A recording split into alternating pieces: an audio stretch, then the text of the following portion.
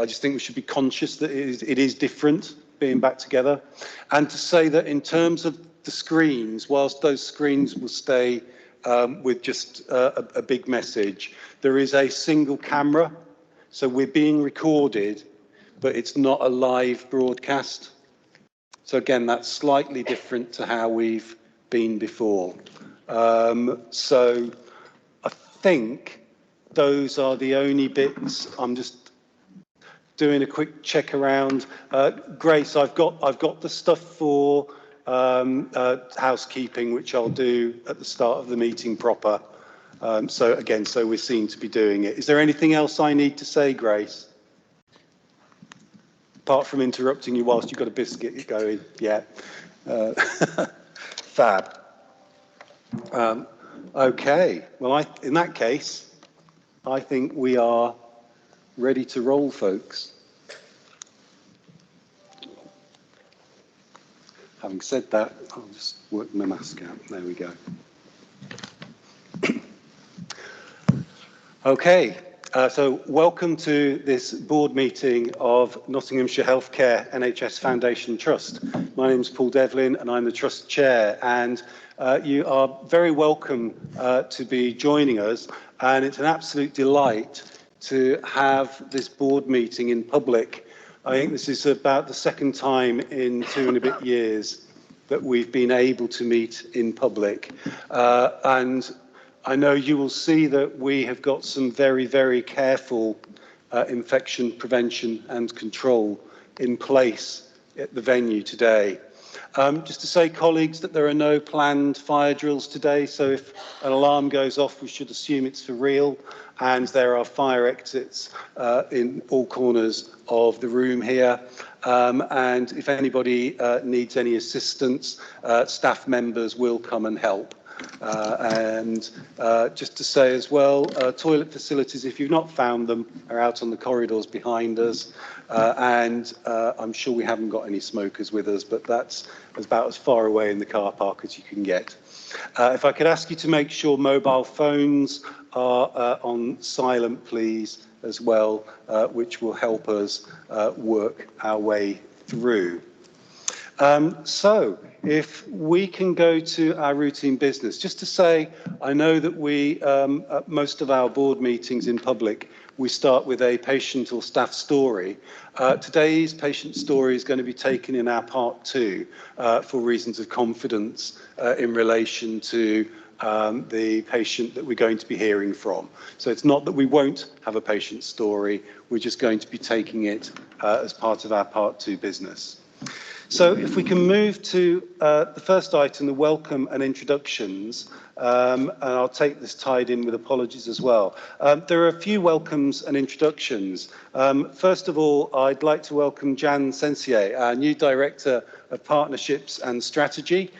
Jan, day 2. So did a first day and came back for more, which is really good. And you're very, very welcome, Jan.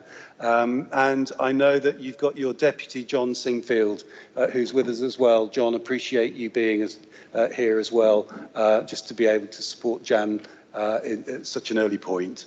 We've got apologies today from Sue Elcock, and Sue, as our Medical Director and Director of Forensics, and she's being subbed for today by Adele Fox and also Chris Packham. So thank you both for joining us as well. Much appreciate those changes around the board table. I think that's all of the membership issues that I need to deal with. So in terms of our public agenda, any declarations of interest that we need to be aware of today formally? Thank you. And if we then move to item 4, questions received from the public, we have had a couple of ongoing questions relating to our response to aspects of the pandemic.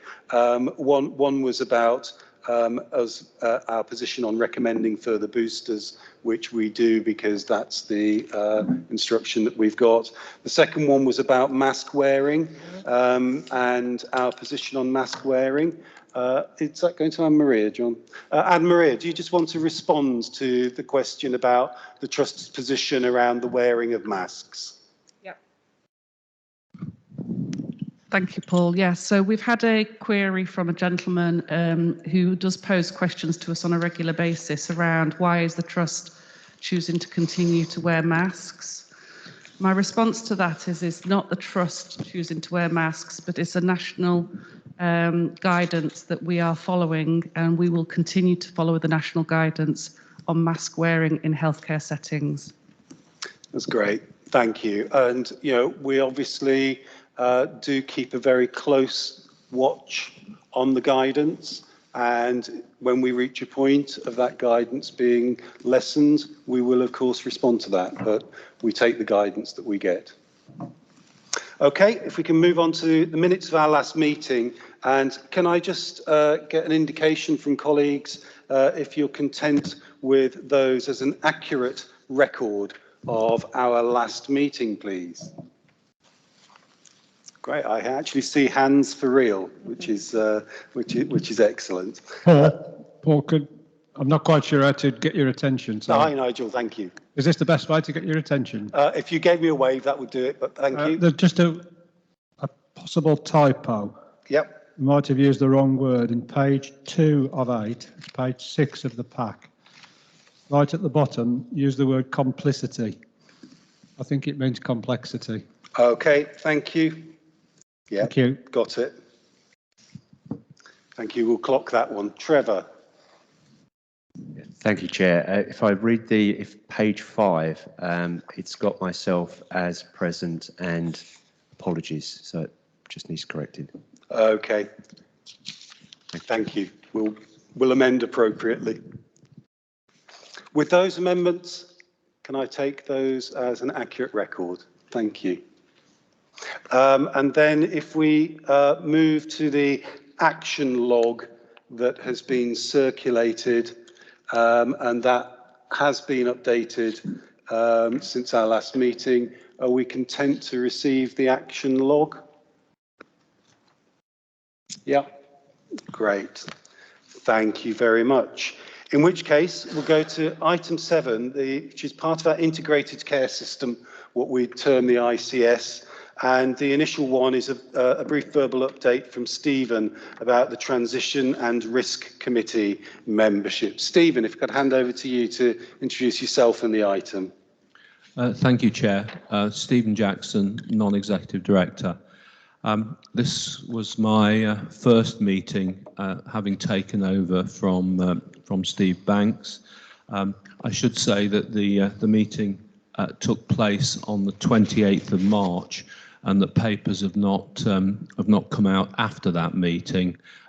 So I will make sure when they do arrive that they're logged in the Intel section for non-executive directors. The meeting itself was a good meeting and well attended. There was a decent update on the progress of the ICS itself to an ICB, and a good level of confidence actually that we would probably get to the 1st of July date. But of course, you know, we're still waiting on Parliament and the passage of bill for all of that. Two main subjects. One around the primary care networks, PCNs, and the development of that work. And there was another section on provider collaboratives at scale, which is very similar to the paper that John will present later on in the agenda. So I'll gloss over that. As far as the primary care networks was concerned, it was a really interesting paper, and when you get to see the documents, you will you'll appreciate that. But the main point that was that came out of that particular discussion was an escalation to the ICS board around the alignment of objectives from the local PCNs and how they would align with the overall ICS objectives. And I suppose that would be a continuing theme from any part of the system. So again, I think Paul and John, you'll see more of that at the next ICS board. Other than that, nothing else to report, Chair. Great. Thanks very much, Stephen. I think we'd felt at our last meeting, I think, that it would be helpful to bring in the report on this particular committee because it is overseeing some of the transitions from the integrated care system to the integrated care board, the ICB that Stephen referred to. So are people content if we move straight on to the provider collaborative piece? Because I think that's the more detailed piece to move on to. And John, if I could ask you to introduce yourself and the item, please. Thanks, Paul. John Bruin, Chief Exec, Notts Healthcare. Morning, everybody.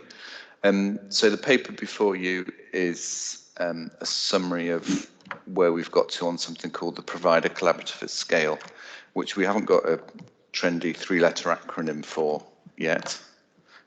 So any suggestions welcomed.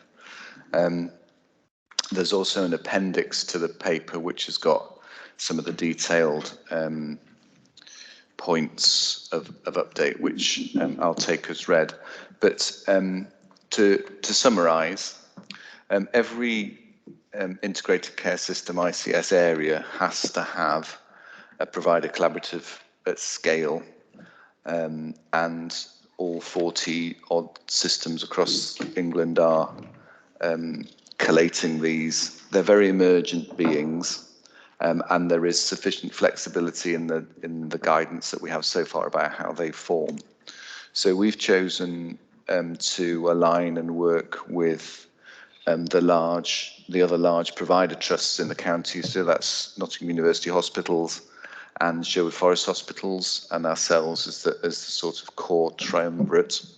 But it's really important to emphasise this is an emergent alliance of providers.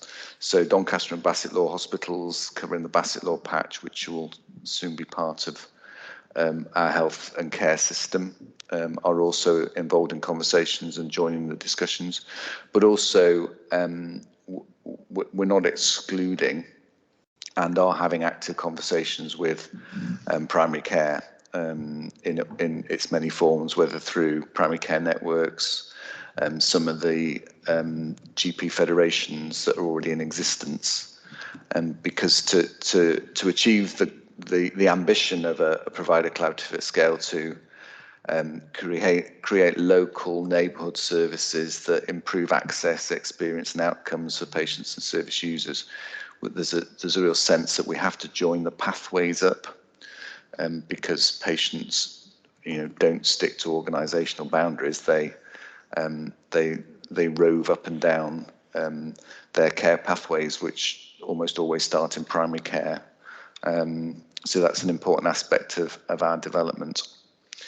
As Stephen said earlier, we're on track to expect the legislation to pass in Parliament for this provider collaborative to become live and part of the ICS infrastructure from July.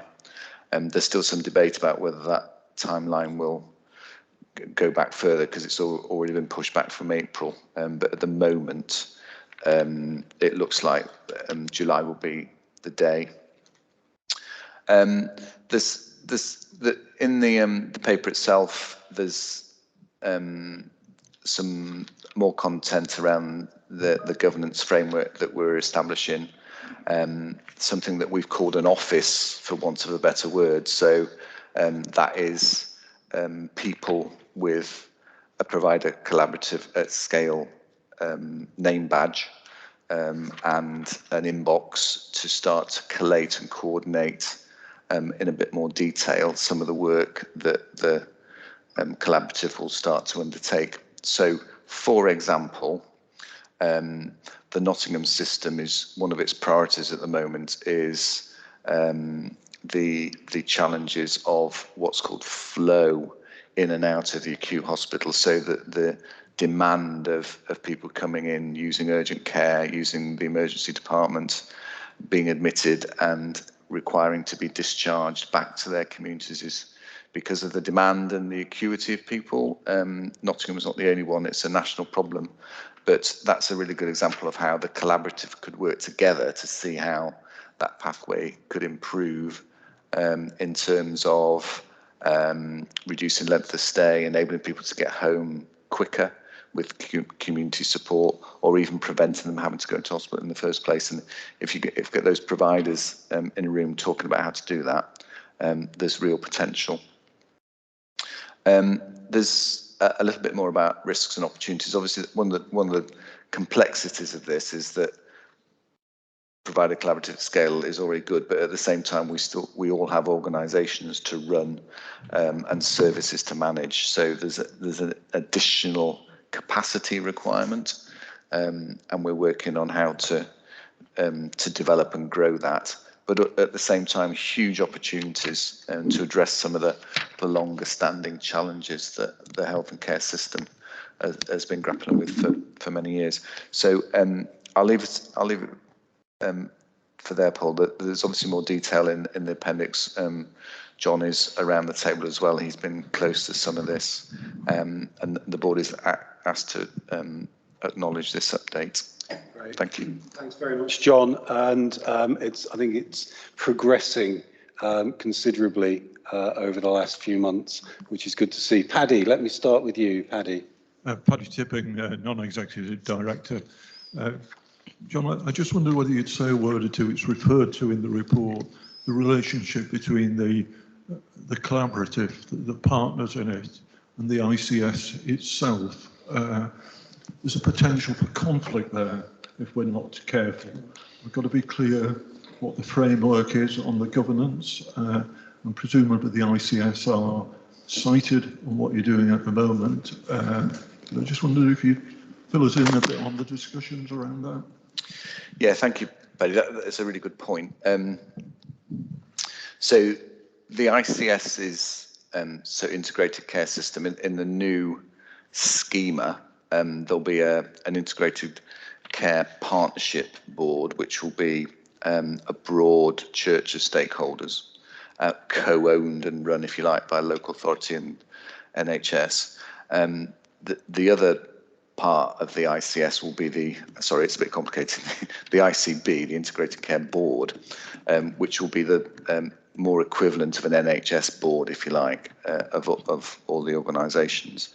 And those posts are being appointed to, but you're absolutely right, the relationship between how that ICB coordinates, oversees and runs the system and the component parts is very much on we're working through how best to do that.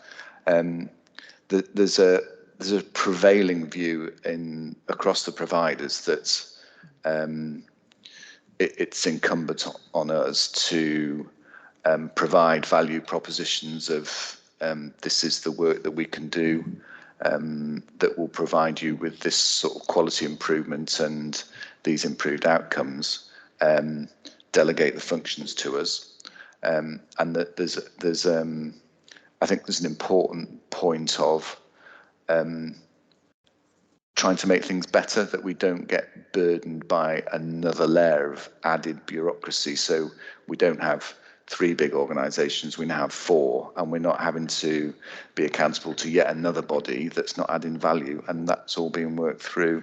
But it's very much in the discussion stages at the moment. Thank you. That helps. Yeah, great. Thanks. I've got Trevor next and then Fiona. Trevor.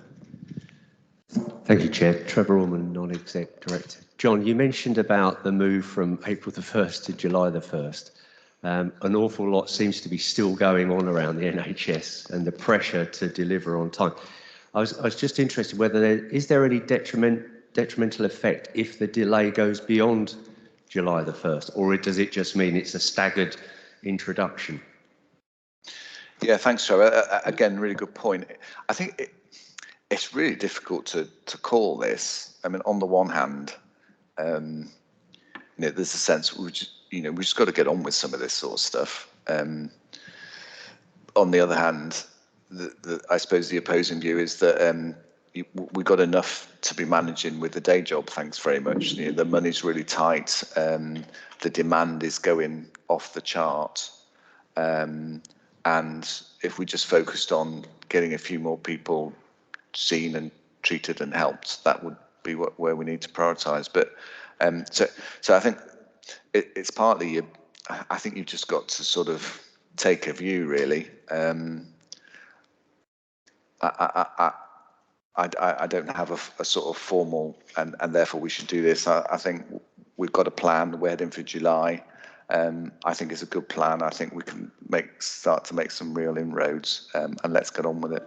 I think what I'd perhaps add to that, Trevor, is that I do think that one of the things at the moment, whilst the Integrated Care Board is not formally got statutory powers, we're still operating in that space of collaborating and working together.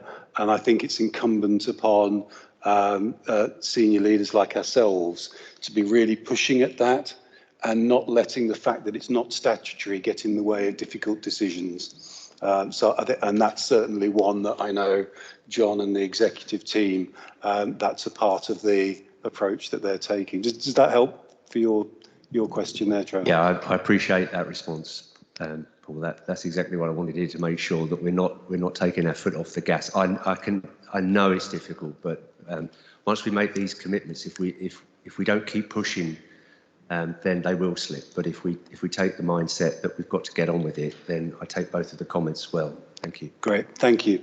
Fiona, please. Thank you, Chair. Fiona Daniel, Non-Executive Director. So appreciating that we are still looking at the risk here, John, I just wondered that, bearing in mind that the number of the providers will be at different stages in their financial journeys, that on page 16, I wonder if we do be a bit more explicit in stating that there will be financial risks. I've noted other risks, but I don't see anything in respect of calling out the potential financial risks, and wondered if that should be something that should be included. Yeah, thanks, Fiona. I think one of the reasons why that's not more clearly defined is because, yes, there will be, but I don't think we've got to a point where we can really start to identify what the specific programmes are going to be and therefore what the potential risk is. I think more broadly, I'm sure we'll come on to talk about it later, there is a massive financial risk for the whole system as we stand currently. We've been talking around potential deficits in the plan for this financial year of up to £100 million or more. And we have to find ways to live within our means. And we know that two statements which sound sort of counterintuitive. One is that the NHS is massively short of money, but at the same time the NHS is massively wasteful. So I think we have to focus on things that will tackle both those together. So that I think there'll always be financial risk, because the foundation that the system is stepping from is under the line. But I think the ambition is to make that, to improve that risk, and at the same time reduce waste, improve efficiency, and most importantly, do the right things for people that need the services. Thanks, John. And I think it's a good point to Fiona, just to say that as and when those financial pieces become more clear, we make sure that we are appropriately cited as a board as well. Any other comments on this piece? So I think we can receive this paper. We're asked to acknowledge the updates. Duly acknowledged, John, and it is an update, and it's a piece that will continue coming to us. So let's move on to item 9, which is my report. I'll take it as read. There's just a couple of brief pieces that I wanted to bring out. First of all, and we'll hear a little more about it, I'm sure, during the meeting, the Care Quality Commission, the CQC, have continued to inspect services. I just wanted to record a particular thanks to the staff who have engaged with the CQC during these inspections. I know that it can feel incredibly challenging having inspectors come in, having regulators come in, particularly at challenging times. And certainly the feedback I've had is that our staff have done a great job enabling the CQC to do what they need to do, but also being able to talk well about our services, some of what we're doing that's our great improvements, and also how we're tackling some of the challenges we've got. So thank you there. I'd also like to put out, again, a big thank you to all our staff. The current wave of COVID is having a significant impact again. And again, I know we'll come back to this at later points during the board meeting. And the pressures on our teams of having staff who either themselves are having to be off work or are having to isolate are really, really intense. I know this is the picture across the whole of the NHS, but I'm acutely aware of it for our own services. A big thank you again to colleagues. And then the only other one I just wanted to just point to was just to underscore the important work we did as a board of directors on our board development day regarding equality and diversity. And we had some excellent work with colleagues in the organisation who joined us, bringing some expertise to help challenge us around our ambition. It's not something we've got an answer to yet, other than we have ambition, and we know we need to continue to be driving around equality and diversity. I came away from that conversation really excited by the positioning we were in. So I'll pause there, just see if there's anything anybody else wants to tease out from my report. In which case, let's move on to the Chief Exec report, and back to you, John, please. Thank you. So I will take the report as read, but some of this is quite fast moving, not least the pandemic. Whenever I write in the summary, it's glad to see the numbers are going down. By the time we get to the board, they're going up again, and vice versa. So, but as you've already mentioned, Paul, the CQC is on page 30 is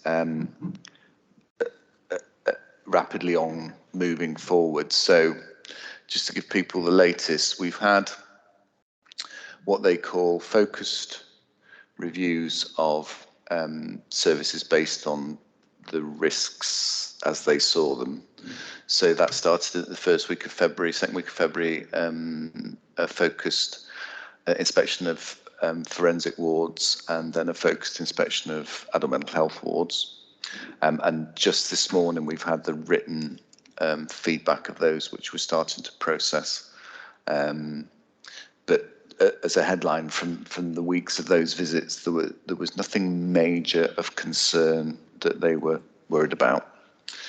And then more recently, we've had what they call a core inspection of a broad range of mental health services, community health services, both ward teams, crisis teams, and community teams, end of life. They've been to Bassett Law, they've been to Mansfield, they've been to Nottingham. And we had the verbal and the written feedback on that. Again, as ever with the CQC, they do find things that we're working on.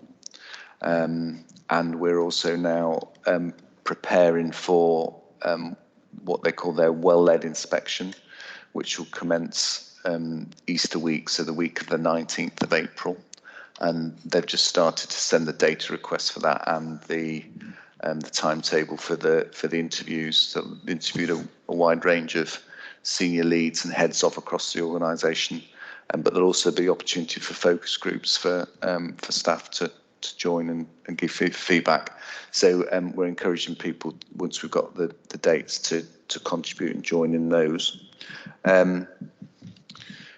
It's very much sort of top priority at the moment amongst all the other priorities to get ready to prepare for that well-led week. On page 31, I just wanted to spend a bit of time on the Ocandon Report, which I'm sure many people will have seen. in the media and will have read about, and you might be thinking, well, what's it got to do with us? Well, it's got a lot to do with board and senior leadership. So despite obviously the content, we don't provide maternity services, but there's an awful lot of learning for us within the report. And apologies, this is a very quick, a very headline, pulled a few bullet points out of the executive summary, but just gives you a sense that when you do read it, you think, oh, it might be worth asking ourselves similar questions, really. Excuse me. So just to, and I just wanted to pause to emphasise some of the points. So within the report, Ocandon clearly states that despite the concerns and the external reviews that Ombudsman, CQC, Coroner, CQC gave them, none of these really identified some of the deep-rooted cultural issues in this organisation. And there's a bit right at the end that says that it actually provided false reassurance. I thought that was a really important point for boards to note. And essentially, the summary point is that there was failures to escalate, which I think is an issue that chimes certainly for the executive team. And even when things were escalated, there was a failure of the senior leadership to respond, both clinical and administrative.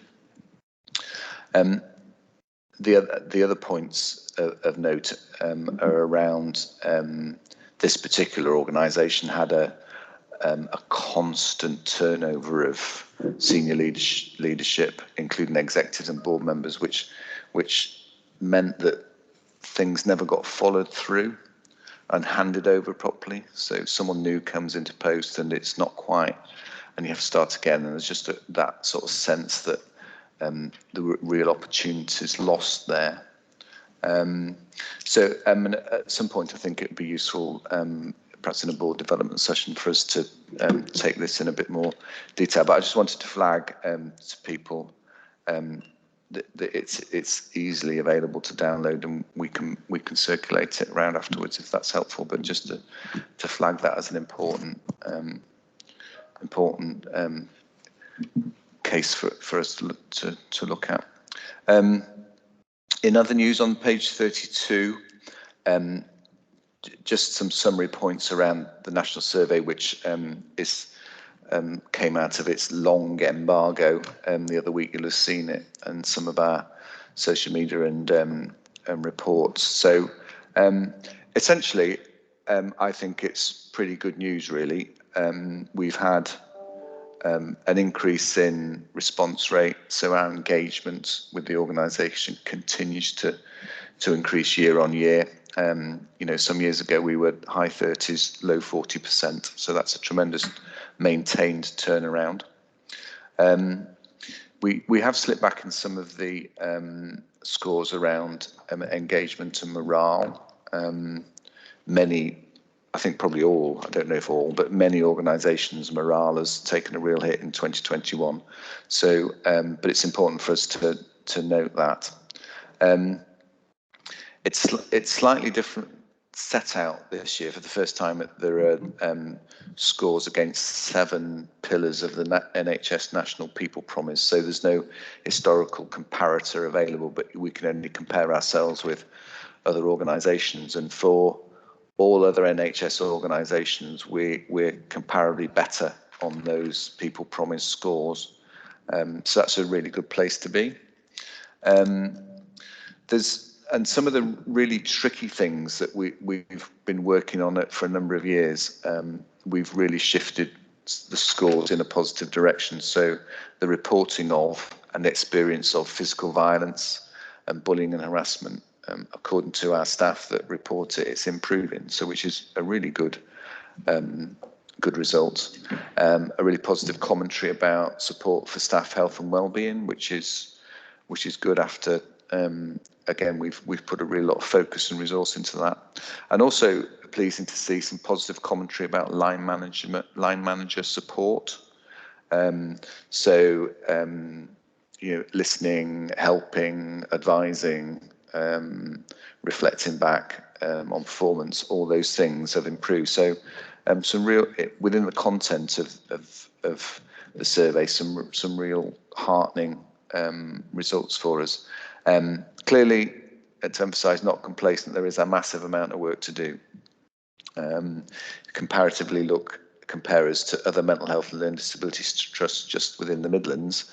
We're still a little bit off the pace. We're much closer to the pack than we were, but there's still a lot for us to learn, lots for us to focus on and continue the good work that we've done. And then last but one thing, just at the bottom of that page, I just want to take this opportunity to say some hellos and goodbyes. I'm sure everyone knows Claire. Claire Teeney will be leaving us. This will be her last board meeting today. Where is she? She's there. Having been here for many years, and I can't remember how many, 11? 11. Although Claire will still be here in May, she'll be on leave, so won't be at the main board. So I just want to take this opportunity in public to say a huge thank you to Claire for everything that she's done for this trust in different guises during that time, and to wish her all the best in her new role at the University Hospitals of Leicester. On a similar vein, but at the opposite end of that spectrum, wanted to welcome Jan again in public to say hello, welcome to Notts Healthcare as our new Executive Director of Partnerships and Strategy. I said to Jan yesterday at lunchtime, I was pleased that she'd survived the morning and was still here. So you're very welcome. Look forward to working with you. And to note that we've got those two other Exec Director posts, 3 posts currently out to recruit. And then finally, just a note on the last page, some brilliant achievements on page 37 of some of our psychiatrists, our nurses, psychologists and estates colleagues knocking it out of the park and receiving some really significant recognition for the work that they're doing. Thank you. Great. Thanks very much, John. I know we'll come back to at least one of those items quite a bit later on. Let's open it up for comment, questions from colleagues. Nigel, start us off, please. Thank you, Paul. John, I'm drawn to this section on community health services and what seems to be a great achievement to launch new urgent care response services with the ambition to respond and assess the patients within 2 hours of referral. So read it and thought, well, fantastic news and really, really well done. Congratulations to all concerned. Asking as a member of the public, first of all, is there an easy way in which patients can access this and how do they do it? And secondly, is it really within 2 hours of the call that they get the service? Because Nottinghamshire is a big place. That sounds really, really difficult to manage that. Yeah, thanks, Nigel. So I won't be able to answer the detail, but I know somebody who will. But to say that part of this service has been up and running in part of the county for a while, so we know it's a model that works. Where's Becky? There she is. If I hand over to Becky. Thank you, John. So Becky Sutton, Director for Community Health Services. So some great questions, Nigel, and I was going to bring it up in the IPR, but I can talk about it now. So great achievement. So what we've actually done is made a consistent offer across all of Nottinghamshire. I think one of the other exciting parts is for the first time we have a single number for the whole of Nottinghamshire for all of community providers, because as you know, City Care provide community services as well. So whilst that sounds really easy, that's been a real step forward in the sort of integration agenda. Specifically to your 2 questions, so patients would access it via 111 EMAS and the other routes that they would normally enter that urgent care pathway. And the idea is that patients that fit under that criteria would be rediverted through to our urgent care response service. As I said, the extension is that we'll be providing that 12 hours a day, 7 days a week, so 8 till 8 p.m. across the whole of Nottinghamshire. And you're right, it is a big area, but obviously we have staff all over Nottinghamshire. And you'll see later in the IPR, we've had a shadow form of the target around percentage of patients we see within 2 hours. The national target is 70%, and we currently, with the service that we provide, achieving 96% within 2 hours. So yes, I think in the answer to your question, they will get seen within 2 hours, as much as we can possibly do. And at the moment, we're seeing on average about 200 patients a month. That might not seem many, but actually that's 200 patients that won't need to go into hospital, and we will see that increase as the service delivers. But I'm sure as a few non-execs will be able to offer visits to that service as we start to extend it. But thank you, Nigel. Thanks, Becky. Nigel, does that help for you? Great. I'm sure Nigel will be interested in that visit as well, Becky, when that can be made possible. Sue, come to you, please. Yeah, thank you, Chair. Sue Nixon, excuse me, Non-Exec Director. 2 points, really. One's a comment and one's a query. First of all, I'd like to endorse the thanks and congratulations to Claire. Obviously, she's the executive lead for all people and cultural issues, which is the committee I'm delighted to be chairing. And Claire has always worked tirelessly, and I don't know quite how she's managed to hold down effectively 3 jobs, both here and at Sherwood Forest, and contributing hugely to the system. So I would like to say thank you very much, Claire, for all your work as far as this particular trust and its committee is concerned. My question, John, is that in relation to the National Staff Survey, in one of your general communications to staff, which I think are excellent, you did offer to do an engagement session on Teams on Monday as a first engagement session with the results. I wonder if you could share with us some of the comments that might have come out from staff, or whether they felt it was a fair reflection, or if they too had any ideas as to some ways forward that they would like to see. Yeah, thanks, Sue. Yeah, so we had the first engagement event on well, yesterday. I think we had about 60 staff from across the trust on the call, presented the headlines and a little bit more detail than in here today, and then went into a Q&A. It's a bit early to sort of pull a thematic out of it, really, only being a day ago, but there was a lot of appetite for getting involved, for making suggestions. I'm just sort of trying to think of some of the areas we talked about. One was particularly around appraisal, learning development, supporting staff. There's a recognition that we do that well in part, but there was clear commentary in the staff survey that again, it is something that we need to look at to try and address some of the issues that are raising. But that people were coming at it from a positive. We've done this in my previous organisation. We did that. How about doing this? So it was a real sort of positive energy on the call, and we'll be continuing to do them on a regular basis, and we'll develop the thematics that come out of that, and the work programme that isn't dismantling the work that we're doing. So, for example, work on equality, diversity and inclusivity, work on harassment and bullying, work on appraisals and career development are the key themes. So it's complementing that and moving it forward.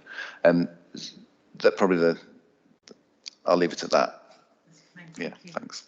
I think it sounds also like a very much a moving picture, and whilst this information has been embargoed for a number of weeks, I know the executive team have been working really hard at the plan on the back of that. Manjit, please. Yeah, thank you. Manjit Darby, Non-Exec Director. I just want to go back to the Ocandon review, please, John. And kind of one of the things that struck me when I was reading it was just the failure to listen to the voice of both staff, patients and kind of families, which really would have dealt with some of the issues at a really early stage.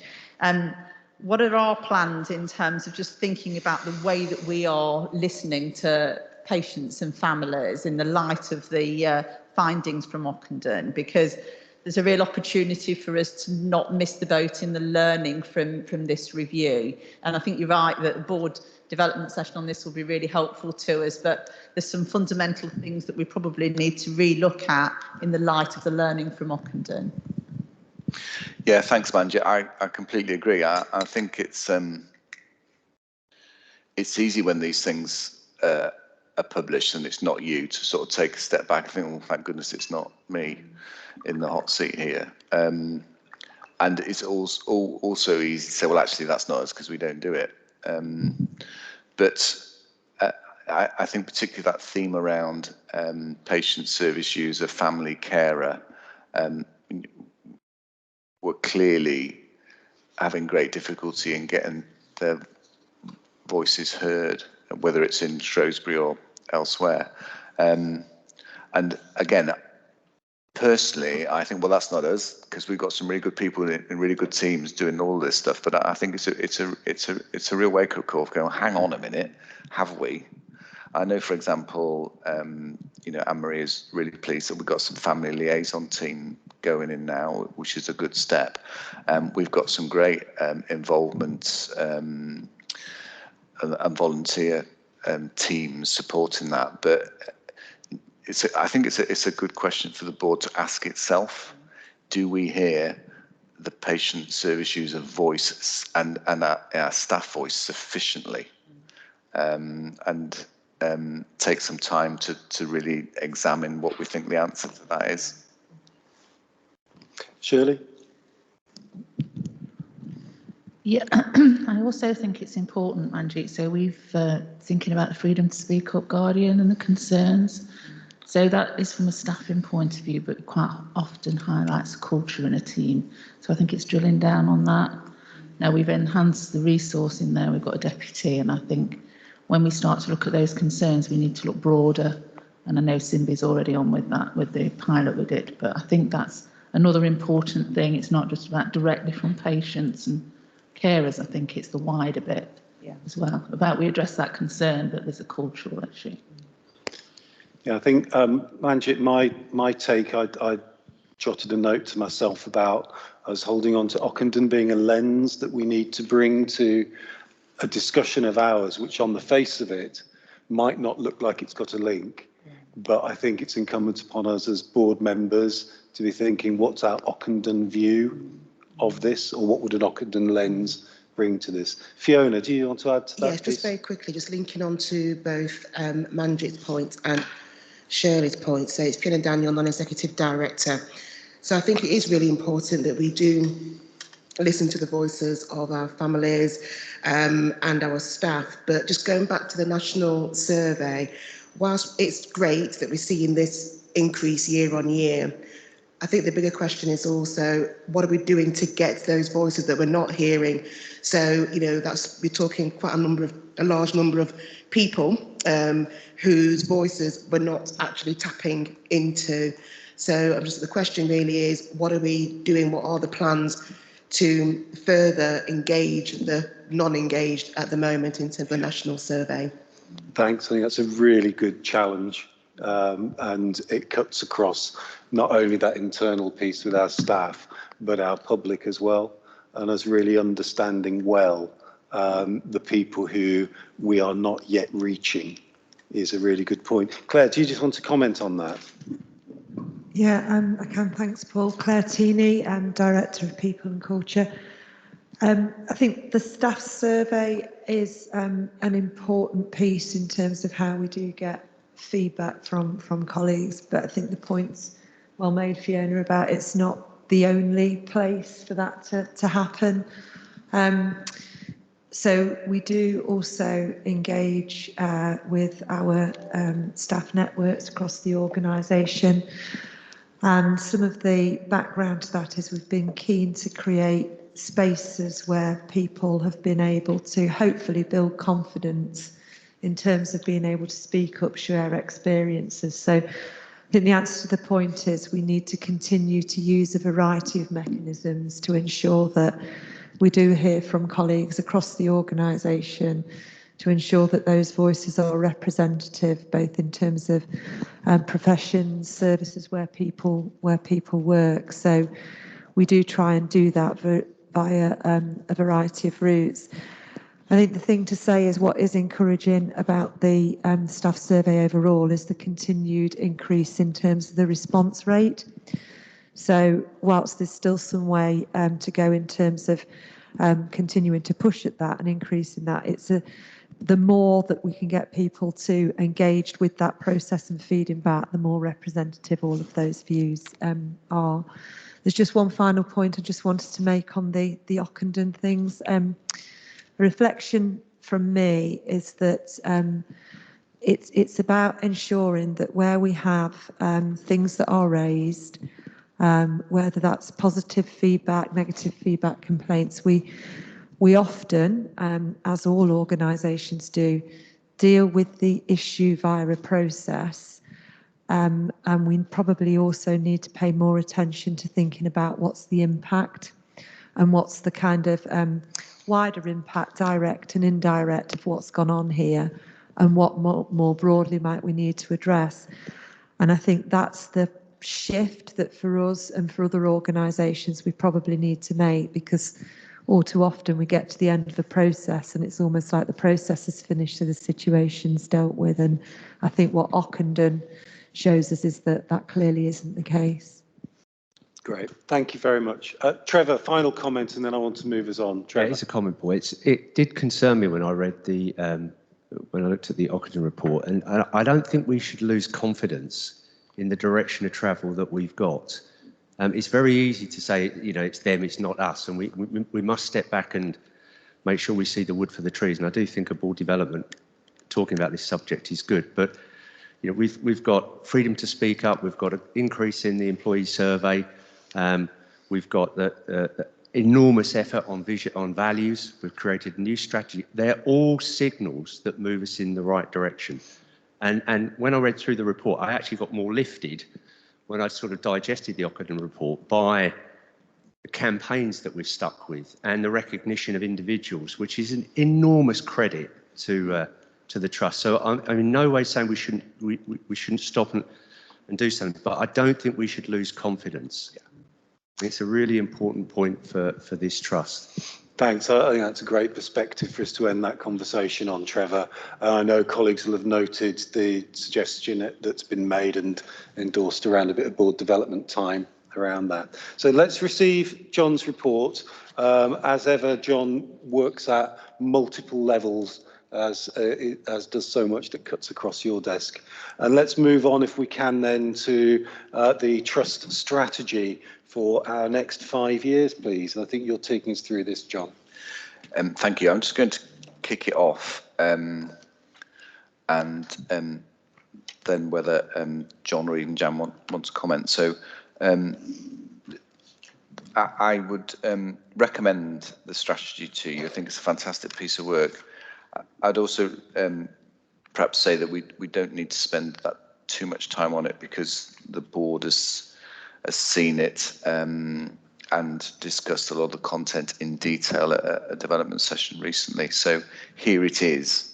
I think it's a great piece of work. It's framed around those 4 objectives of our people, our care, our performance, and working together, and sets out our strategic vision, where we're aiming to get to, all embedded within this, getting the environment right for the culture to flourish, and that we continue to work on the values and the behaviours. It's supported by a number of enabling strategies, which are described at the bottom of the short introduction paper.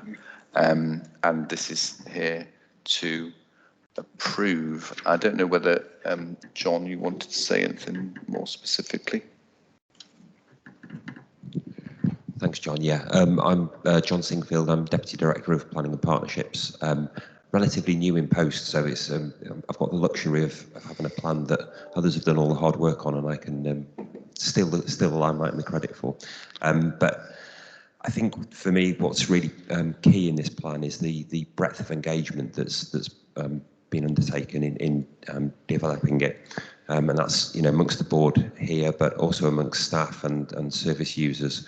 And I think that really gives it a real chance of success. I've been in places where strategies have been lovely documents and sat on a shelf, but I think if people can hear their voice in the strategy and they recognise the input that they've had into it, I think it stands a much stronger chance of being kind of adopted and used as we'd hope.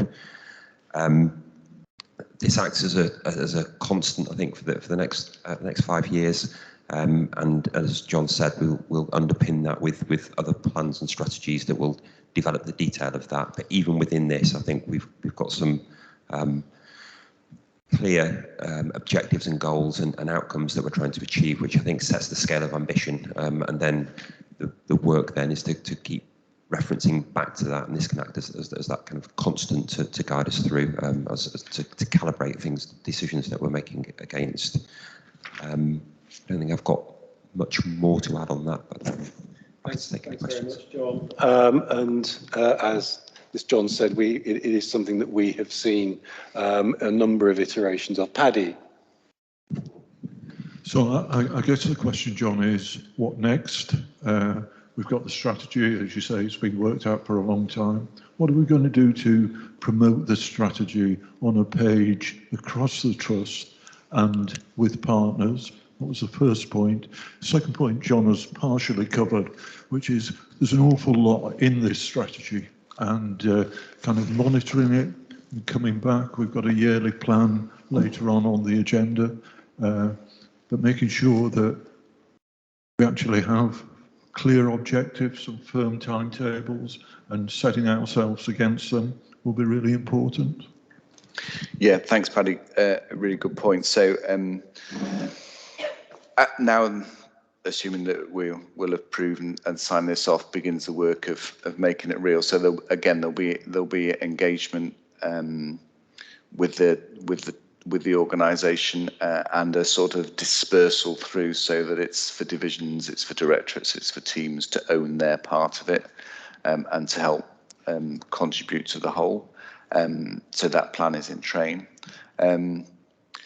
It's really important that it doesn't become the cliched document on the shelf gathering dust. And you're right that there will be an annual plan that sits behind this, and we need to make sure that we keep oversight of how we're progressing against it, as ever. Strategy is all well and good, isn't it? As I'm sure you know, that when we engage in combat, it can become a historical document. But we are in very challenging times, aren't we? Whether we're talking about the money, whether we're talking about the pandemic, whether we're talking about the huge demand, the staffing challenges. But I think this is sufficiently robust and flexible to sort of weather the storms that we're undoubtedly encountering. We'll make a point of, I think we need to make a point of the frequency of the board having oversight of where we've got against the plan. I don't know if that's plugged into the forward plan yet, but we can make sure that we do that. Great. Thanks, John. Yeah, I think actually making sure it's well built into the forward plan is a key piece of this, both for the board and for our strategy committee. I'll take Stephen and then Manjit. Stephen. Thank you, Chair. Stephen Jackson, Non-Executive Director. Firstly, can I just say to John and his team what a good document it is, and how well presented it is, and how easily it is to understand and to read. Two questions, if I may.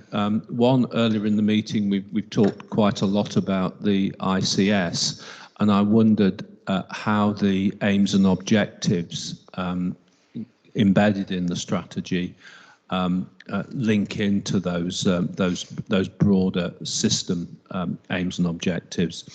And secondly, a rather more mundane question, as we're still working our way through budgets and all sorts of financial challenges for the coming year. Can we afford to deliver this strategy, particularly in the short term? Thank you. Yeah, so the pillar around working together, I think, captures the strategic ambition around working within the system, and I think there's sufficient finesse in how we've described it that, given how the system develops and the various organisational structures that we were discussing earlier, I think the strategy can accommodate that quite well. It's difficult to predict, but say, for example, all things ICS get delayed for another 6 months, I don't think that will hinder our strategy at all, because the core bit is about the work in professional relationships. So whether if we're having conversations with GPs or the executive team at university hospitals, we can continue to do that, irrespective, I think, of where the ICS is from a governance perspective. So I think we're comfortable with that, and we'll continue to play a really important senior leadership role within the integrated care system. On the money, I can feel Alison looking at me saying, what's she going to say about the money? Is it affordable? Well, we have to make it affordable, but at the same time, I'm clear in my perspective that there are some really, really important safety and quality issues for the people that use our services that we have to ensure we provide. People will know my view that some of the mechanisms that try and enable trusts to do that aren't always as good as they can be. But if, for example, there's a priority issue that a building needs fixing, a service needs refurbishing, and for the safety of patients, we do it. And we have to make sure that we're efficient as possible and that we cut down on waste where we know we do, and keep looking at that. But that's got to be the priority, Stephen, from my perspective. Great. Thanks for that, John. I think Alison wants to. Alison, did you want to add to that? Yes, thank you. Alison Wilde, Interim Exec Director of Finance and Estates. So, good question, Stephen. I think this is our strategic ambition, and I think what we need to do is work through the plans underneath that strategy. And we've got, for example, the estate strategy and our digital strategy, and there are lots of opportunities externally for external funding that we'll be working on through this, but we have to hold on to the strategy as an ambition that we would like to achieve, and we'll do our best to get there through means by getting as much external funding in as we can to do that. Thank you. Thanks, Alison. Thanks, Stephen. And I think just to say that for us, in terms of our structure as a board, we will rely on a couple of key committees on this. Nigel, do you just want to comment on this and just explain your role with that, and then I'll bring Manjit in, and then let's see if we can move this item on. So, Nigel.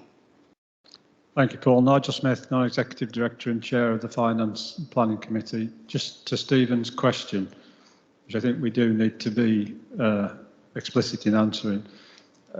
I think it is affordable if we deliver the efficiency programme that is assumed within it, which next year could be a sizable figure, but we have assumed that we are going to achieve that, and if we do, then the answer to Stephen's question, I think, is yes, and if we don't, the answer would be no.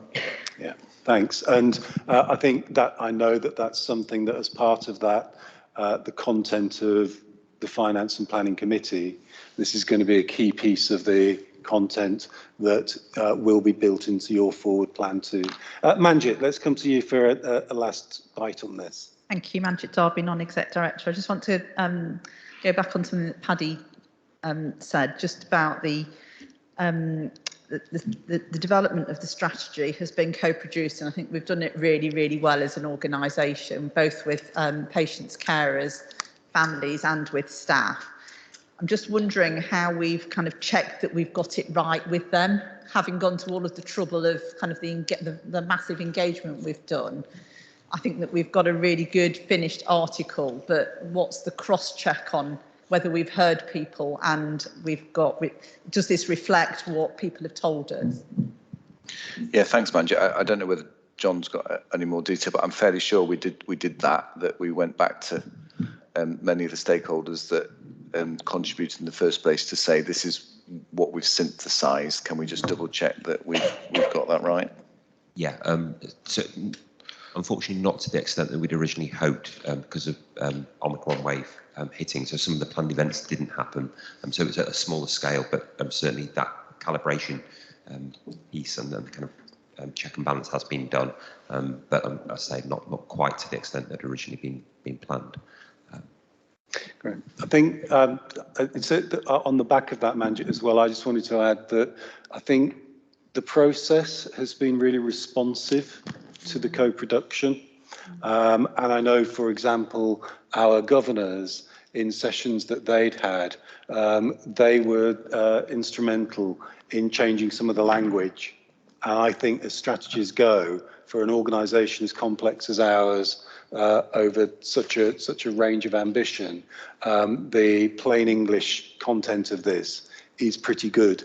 And some of that, I know colleagues around the table will have been on the receiving end of that. Actually, it came from our governors as well as the public who'd engaged with us, and indeed our staff. I think it's a really strong piece of work here, and I think it's an exciting one for us to be moving forward on. So our Finance and Planning Committee will keep an eye on the plan piece. Our Strategy Committee will hold that broader strategic bit. And I think, Trevor, picking up Paddy's point about links to the integrated care system as well, that's an important one. And I think, Shirley, if the team can then make sure that as a board, we're appropriately cited either through those committees or indeed if there's occasion that we need separate citing.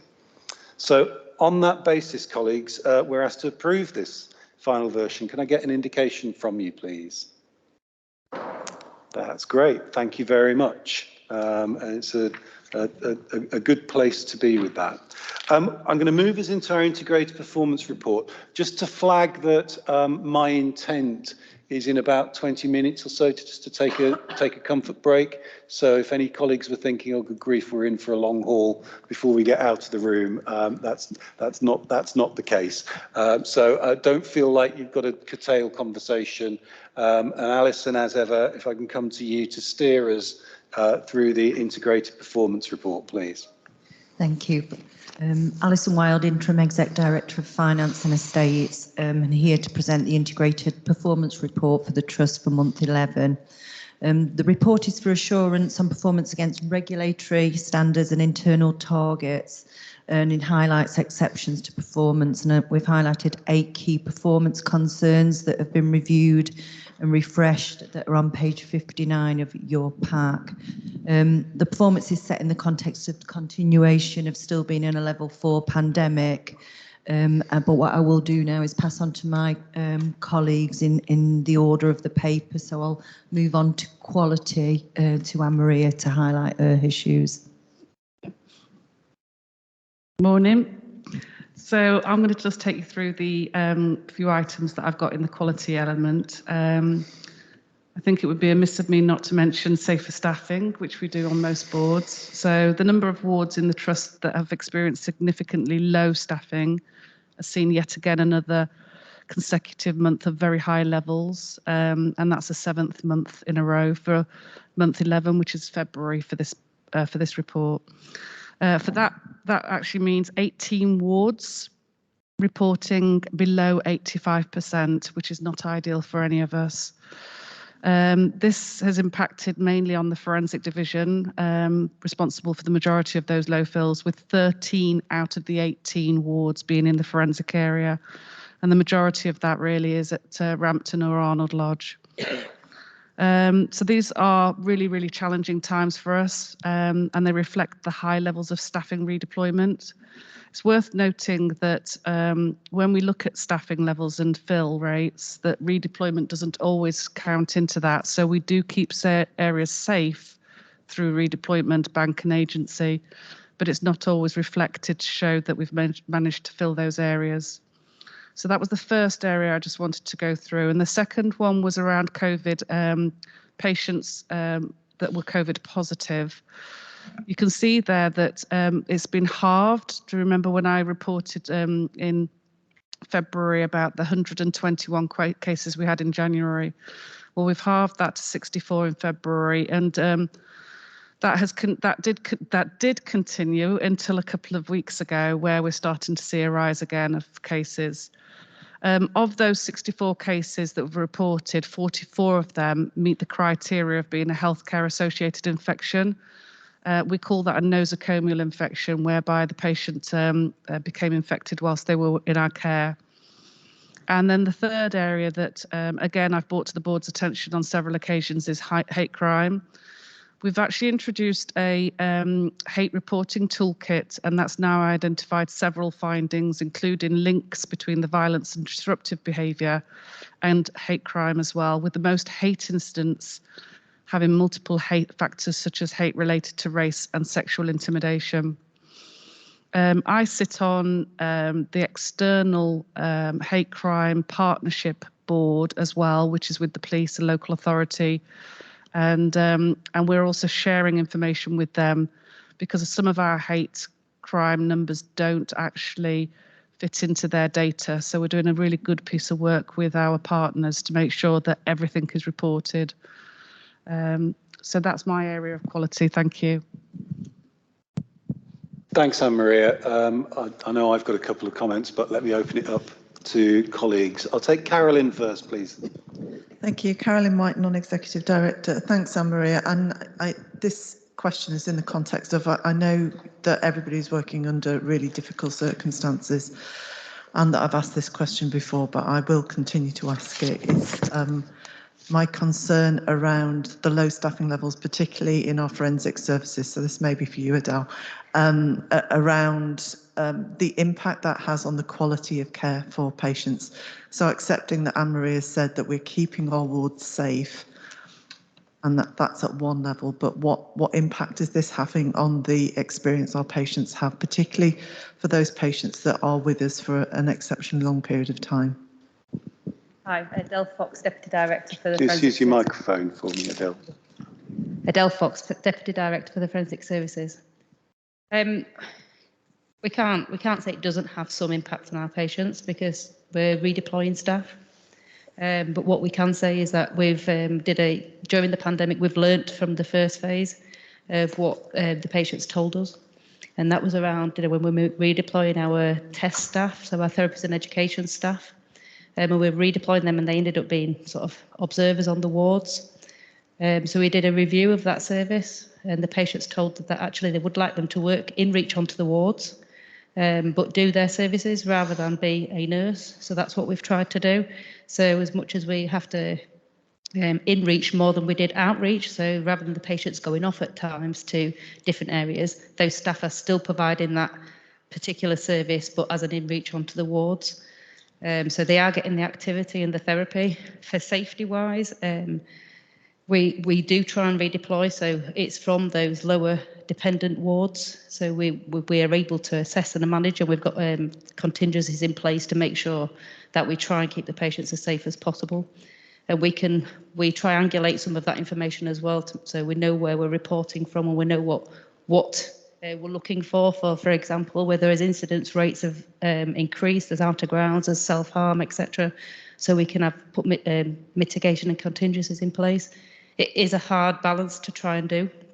The staff and patients at times say that they don't feel safe, and we try and respond that by redeploying people who are not frontline staff. So our psychologists, social workers, etc.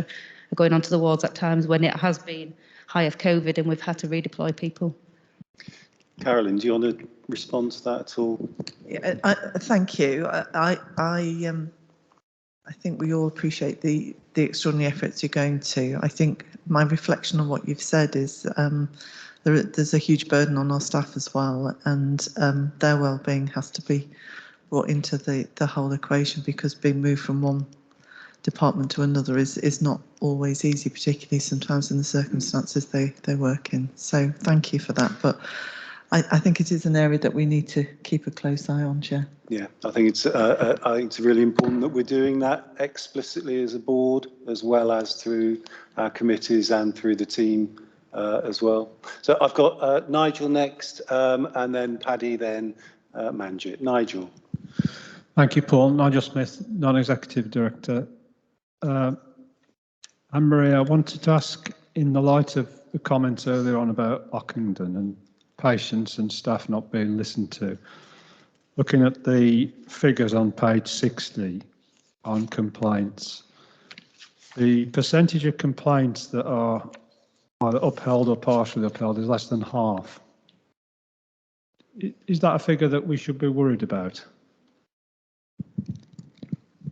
We've done a really good piece of work around complaints actually over the last few months. We actually get patients themselves to audit our complaint responses. We've also engaged Healthwatch to ensure that our responses are appropriate and fair and kind. So we've done a lot of work around what our responses should look like, but there is no getting away from it. COVID impacted on the ability to respond in a timely manner, and we've continued to not meet necessarily our timelines. We did have a derogation around being able to respond, and there was a period of time that we didn't actually respond to some of our complaints as well, due to the derogation being in place when we're in pandemic level 4. So that is a multitude of reasons why that has dropped, but I can certainly give you some detailed background behind that. Thanks, Anne-Maria. And us understanding the impact of the pandemic versus holding on to the drive to get those rates up again is a really important one. But I do think that piece, Anne-Maria, about the process and the way that we involve patients to test some of that out does play to that Ocandon lens. Does that help, Nigel? Yeah, great. Paddy, come to you, please. Paddy Tipping, Non-Executive Director. Maria, I was really interested in the figures on hate crime. I think reporting levels have gone up. I was interested in the reporting tool that you've introduced. What I'd be quite interested in is the comment that you make that this is patient on staff. Working in closed environments, I think there may well be quite a high level of patient-to-patient abuse, and I'm not confident that the mechanisms that you've got in place at the moment, primarily aimed at staff, would work with patients. I'd just be interested in your comments on that. I'm surprised at your comment. We record all hate incidents and hate crime. So we record all patient to staff, patient to patient, and the very, very occasional staff to patient and staff to staff. They are very, very minor, but we do record them. With regards to patient, we absolutely do record them, and we go back and we look at the CCTV as well to check it out to see if that has occurred. And we do work with regards to why it occurred. We've actually brought in a company called Communities Inc. to do training with our staff as well, to help them when they see incidents of patient-to-patient occurring, or the prevention of that and making sure that it's in place, but also recognising it, because before October 2021, we didn't have a really good reporting mechanism in place, and we didn't have the data to be able to say this is actually happening in our trust. So since October 21, we are really confident with the numbers, and we're really happy with the increase in numbers that we're seeing. Really happy. Although, don't get me wrong, there's still pockets. I think we've got extra work to be done in that. And we've done a massive campaign to get it out there to say, you know, no excuse for abuse, and we've got campaigns going on with patients. We're talking to patients. They are developing these leaflets with us to say, this is what I want. We've done a lot of work around sexual safety with patients as well to make sure that they feel safe when they're on the wards. So the whole patient to patient, there's been a lot of work done in that area. Paddy? Well, I think that's really important, and as I said at the beginning, I think this is an impressive piece of work. I'm struck with your comment that staff are reporting patient to patient, and that's good. I'd be interested to see if it was possible to pull it out, a little graph. Yeah, we can do that. We've got those numbers. Yeah. On patient to patient. Yes, we've got that. Right. Yeah, we've absolutely got that. that. If you could share that, that'd be really helpful. No Thank problem you. at all. I think it's also a really good one, Paddy, for when we're back into the space of being able to go and visit services. You can test out and triangulate yourself, and actually having those conversations with patients. I've certainly had those kinds of conversations and been assured by what I've heard directly from the patient. But I'm sure that that's data. I know we do get sight of it, and it's about perhaps the cycles that we work on that. Let's hear from Manjit, and then I think I've maybe got one comment myself, and we'll then move on. So Manjit. Yeah, thank you. Manjit Darby, Non-Exec Director. I just want to go back to Carolyn's point about the safe staffing levels, because we've had conversations in kind of probably the last year's worth of boards on kind of staffing levels, haven't we, in forensics, and I'm just I can't remember whether it was in the Mental Health and Legislative Quality Committee that we had the conversation about. So do we when is the burning platform in terms of kind of taking action, particularly in relation to forensics? How much of it is COVID related, and we expect to see a shifting position over the summer? How much of it is an underlying issue about acuity, the need to think differently about our staffing ratios in forensic services, and then also just thinking about the model of service provision in this particular area, because I don't think that this is just about COVID, is it? Is it just about, I don't know, it doesn't look like it's just about COVID, but the graph tells me that it probably is, but I'm kind of worrying about it. So that was my first question. And then my second question was, we've been having conversations about zero tolerance on hate crime, and I just wondered where we'd if we'd made progress on that discussion and where that is going. Thank you. Do you want to start with the, I'll start with the quality one first, and then comes the hate crime one? So with regards to the establishment reviews, they are done twice a year, and I presented to the board at the last meeting around the safer staffing establishment reviews that we had done. So I am really confident that we know what levels of staff are required. I'm really confident in that. What we aren't able to say is that we meet those levels all the time, and that's why we've brought these numbers here with regards to the low fill rates, particularly in Rampton and Arnold Lodge. With regards to the change in acuity and what we're doing, there are a lot of things that we've had to put in place that wouldn't ideally be there. For example, confinement, we've had to increase confinement levels, and when we do that, but with regards to the acuity, that is part of the establishment reviews. That is part of the decision making about how many staff you've got based on the acuity of the patients on those wards at the time. I'll let Adele finish that question, please, and then I'll come back to the hate incident. Great. Adele, do you want to add to that? Yeah, I think you talked about pathways and clinical acuity and stuff. We are looking at clinical pathways across from high to low, and doing some transformational work around that. As acuity, particularly in ISACure, are in certain areas, so the learning disability area, women's services area. So we are doing some work on that. What we do know and we recognise is that the acuity is then leads to observations, which means you need more staff. We do staffing establishments, which means your vacancy factor becomes larger. So there is a lot more nuances around when your vacancy factor becomes larger. But we are looking at new roles. So we know that we can't rely on just registered nurses. registered OTs and registered SLT. So we're looking at different roles, so pharmacy techs, etc.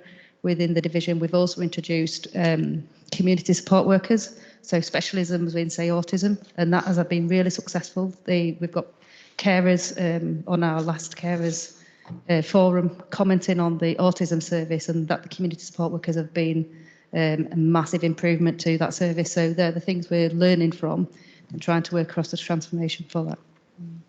Thanks, Adele. And I think this is part of this moving picture of stuff that we know isn't going to be quickly resolved, but us making sure we've got our awareness of some of these pieces of work is really helpful. Anne-Maria, did you just want to pick up on the hate crime zero piece? Yeah, so the zero tolerance is a conversation we've had on numerous occasions within the hate crime group, because there's still a thought that some people within mental health and forensic services are really, really, really poorly, and we have to take into account that there will never always be a zero tolerance because of how poorly mentally they are. But we absolutely believe, and that's why we put it out there is no excuse for abuse and we will not tolerate it.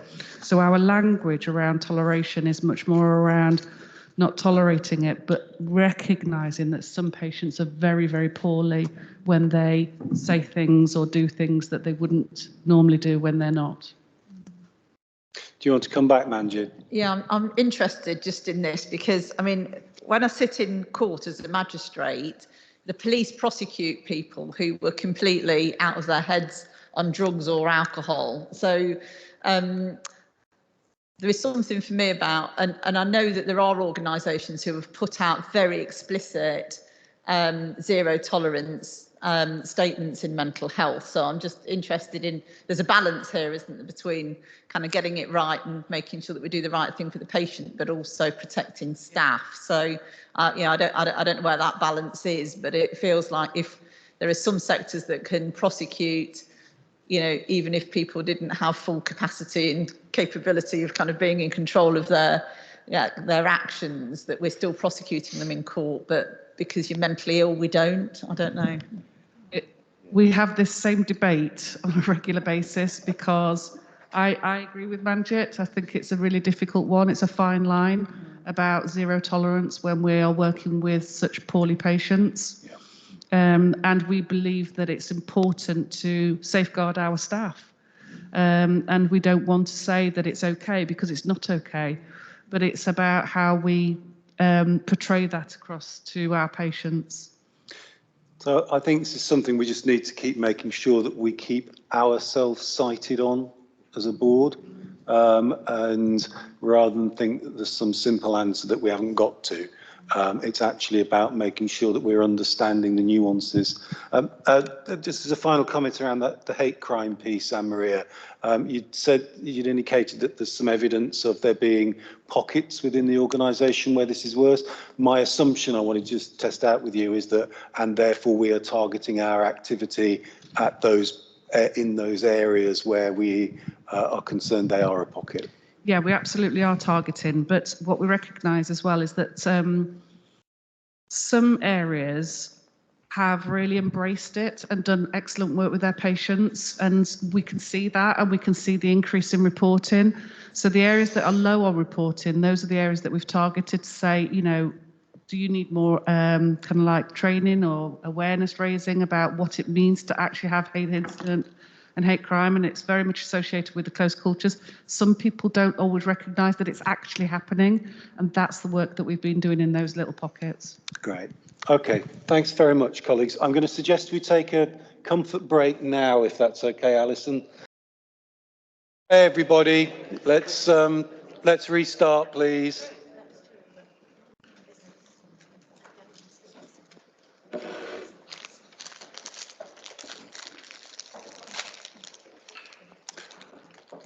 Okay, if we can go, Alison, to steer us on to our next piece, please. Thank you, Paul. Alison Wilde, Interim Exec Director of Finance and Estates. We're on the Integrated Performance Report for month 11, and I'll hand over to Claire for our People and Culture overview. Thank you.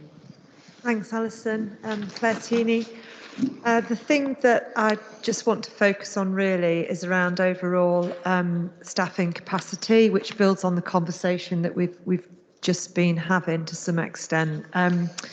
The sickness absence figures that are reported in the IPR for the month were that overall capacity was improving slightly, with sickness absence reducing. We'd hit an all-time high level of absence in the January due to the Omicron rise in terms of COVID, and that had started to come down through the February, which was good.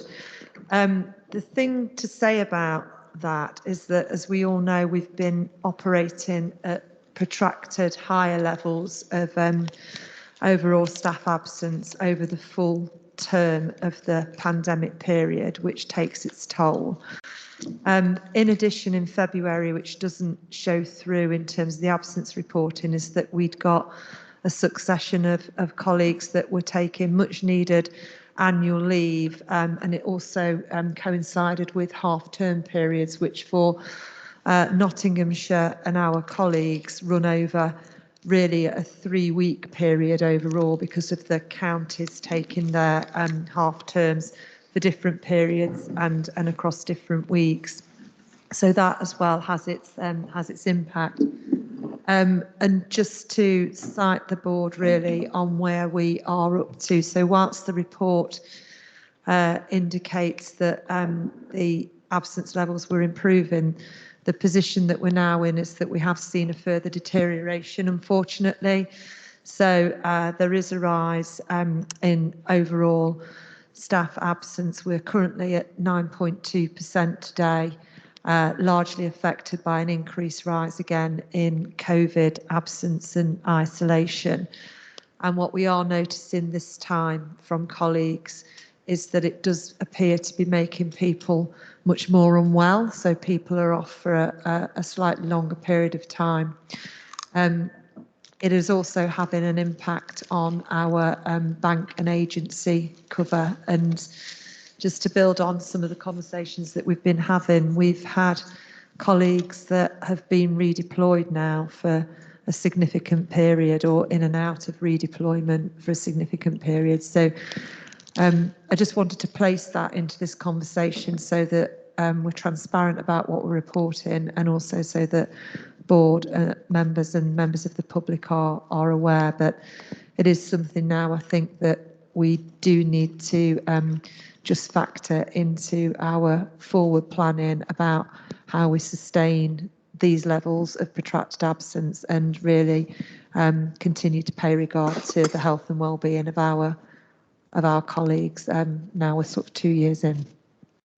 Thanks very much, Claire. And I think that last point about the planning is really well made. I think in terms of our data, we need to watch we don't get caught out in I think the technical term is spuddling, of just sort of reacting to one number on a monthly change, but actually really thinking through and looking at the trends that are coming through. But I thought it was very helpful to get that info there about the shift in pressures that have come through since this paper was put together. Trevor, do you want to comment? Yeah, just a quick question, if I can, Chair. Trevor Orman, Non-Exec Director. I was just wondering whether, are we in family with other trusts in terms of our stats, or are we an outlier? Just to understand that really, Claire.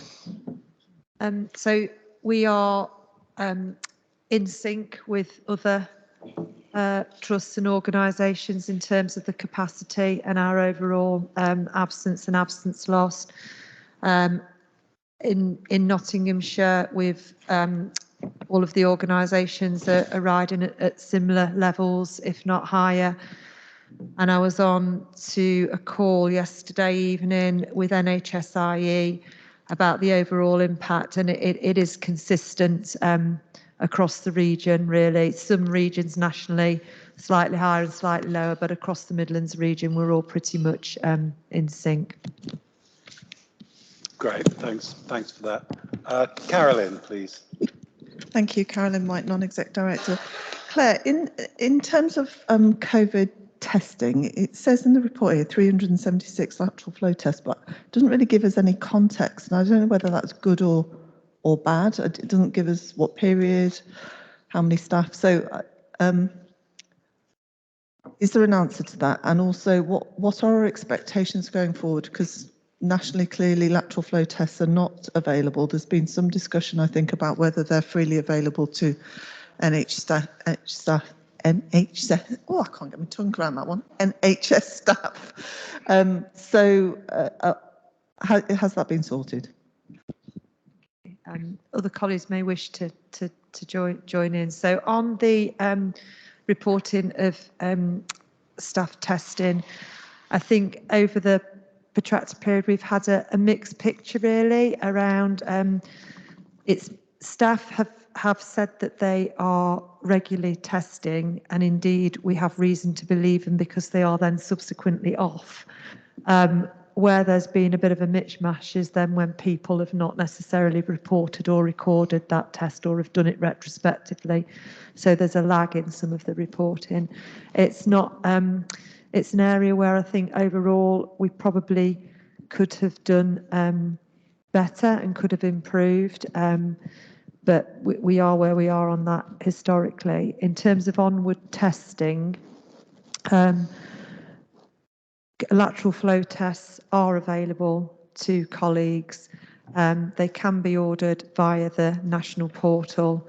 We do have a supply internally where people can't get hold of them, but it's not an exhaustive supply. So colleagues are encouraged to continue to test and to order tests through the national portal. That's been confirmed. They are free to NHS staff. Thank you. Could I have another question, please? So this is related to turnover, Claire. Turnover is sitting at 18%, which is double our target. So I just, my question's around what we know about that, whether we're doing exit interviews, whether that's an average for the trust, whether there are some areas that are even higher than that. Because it seems to me that if we could tackle that and stop some of our staff leaving, that might address some of our underlying staffing difficulties. Yeah, so we do exit interviews. They perhaps don't tell us as much as we would like, and sometimes that's quite late in terms of some of in terms of getting that information to us. We have previously as well done a number of deep dives where we had turnover and people leaving within a shorter period of time, so less than 12 months. We've also have a bit where there's an age profile of colleagues. What we don't show is that there's a high number of turnover because of retirements, and we do have a number of people that do return to the trust.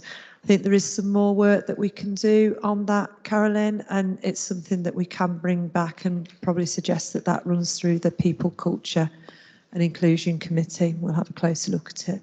Okay, thanks. Are those exit interviews collated somewhere and reported?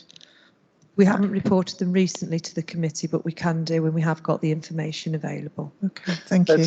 Let's ask you to bring that information through appropriately to the People, Culture, Equality and Inclusion Committee, Sue. Happy to do that.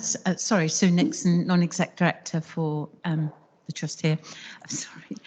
Happy to do that in terms of exit interviews. And in fact, I'd already had a discussion with Jen Guyver, who's Claire's deputy, and she is going to be exploring a better route on other more tailored exit interviews. So I think that's absolutely in train. So, and it's perfectly appropriate for it to come to this committee. I did want to ask a question, if I may, of Claire finished her introductory comments about the importance of supporting health and well-being of our staff, obviously whilst they're poorly.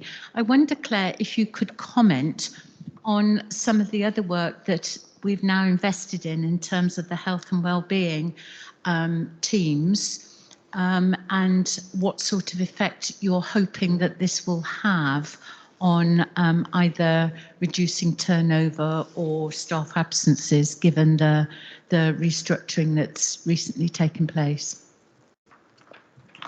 Thanks, Sue. So, yeah, we've put a lot of work into developing our health and wellbeing offer over the last couple of years. The health and wellbeing offer for the organisation was co-produced with colleagues, and we launched that in April of 2020. Since that time, we've set up the health and wellbeing team. We've appointed a staff health and wellbeing lead. We've invested in occupational health. We have our own in-house occupational health service, which launched in January of this year, and we host as an organisation on behalf of the Nottingham and Nottinghamshire system, the Health and Wellbeing Hub, as well as providing psychological, clinical psychology support into the two acute hospitals to support the services there as well. The health and wellbeing offer is reported as being well received by colleagues. We've put through updated reports on that through the People, Culture and Inclusion Committee, but within the first year of operation, we had over 9,000 contacts. We will be able to evaluate the occupational health service as well once that's been running for a longer period of time. And the report in the National Staff Survey from colleagues was generally positive about the health and wellbeing support that is available in the organisation. So I think that what we've got compares well, and we'll continue to develop and shape that. One of the things that we want to do in terms of our onward analysis is make sure that the service is meeting the needs of the people within the organisation, and actually that people who should be accessing those services are the right people that are accessing those services, and that's the bit of further analysis that we intend to do. Thanks, Claire. Sue, does that help? I think that was a really important piece, because I, as obviously wellbeing guardian, I really wanted to make sure that board colleagues recognised some of the really good work that's going on. Great. And of course that health and wellbeing element is really important to contribute to cultural change. So thank you for that, Claire. Thanks. I'll take Nigel and then Trevor and then move us on if we can. Nigel? Thank you, Paul. Nigel Smith, Non-Executive Director. This issue about staffing is obviously, in my short time in the Trust, the biggest issue that we face, and that points about pressure on staff and staff wellbeing is that there's a signpost in the employee survey that references the fact that people feel they are under pressure because there aren't enough of them. So the best way to deal with their wellbeing is to get more staff, obviously. I wanted to just come round to getting a grip on the numbers, because I know there's a problem in terms of shortage of staff. Some of the figures Carolyn's already referred to look high and look worrying. What I don't get is a sense of how big the gap is and whether it's trending in the right direction. And I appreciate that we know how many staff we require from what Anne-Marie has already said. We know we're losing staff through wastage, and we know we're recruiting staff.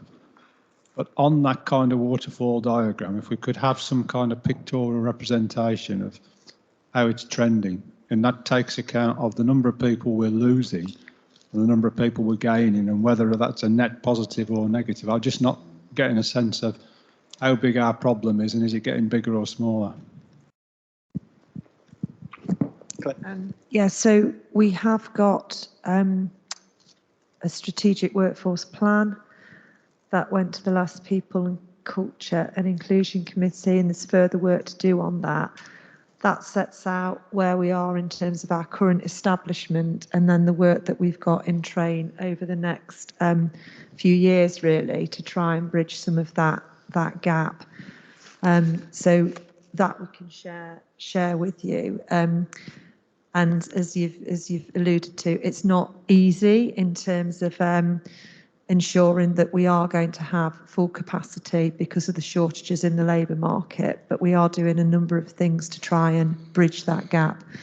Previously, the board will be aware of the paper around international recruitment, for example, that we plan to do at scale, which will help bridge some of the numbers in the shorter term over the next coming months. I think the further work that we've got to do is not just on our underlying capacity around our vacancies. There is further work that we need to do around some of the retention, which was what Carolyn was alluding to.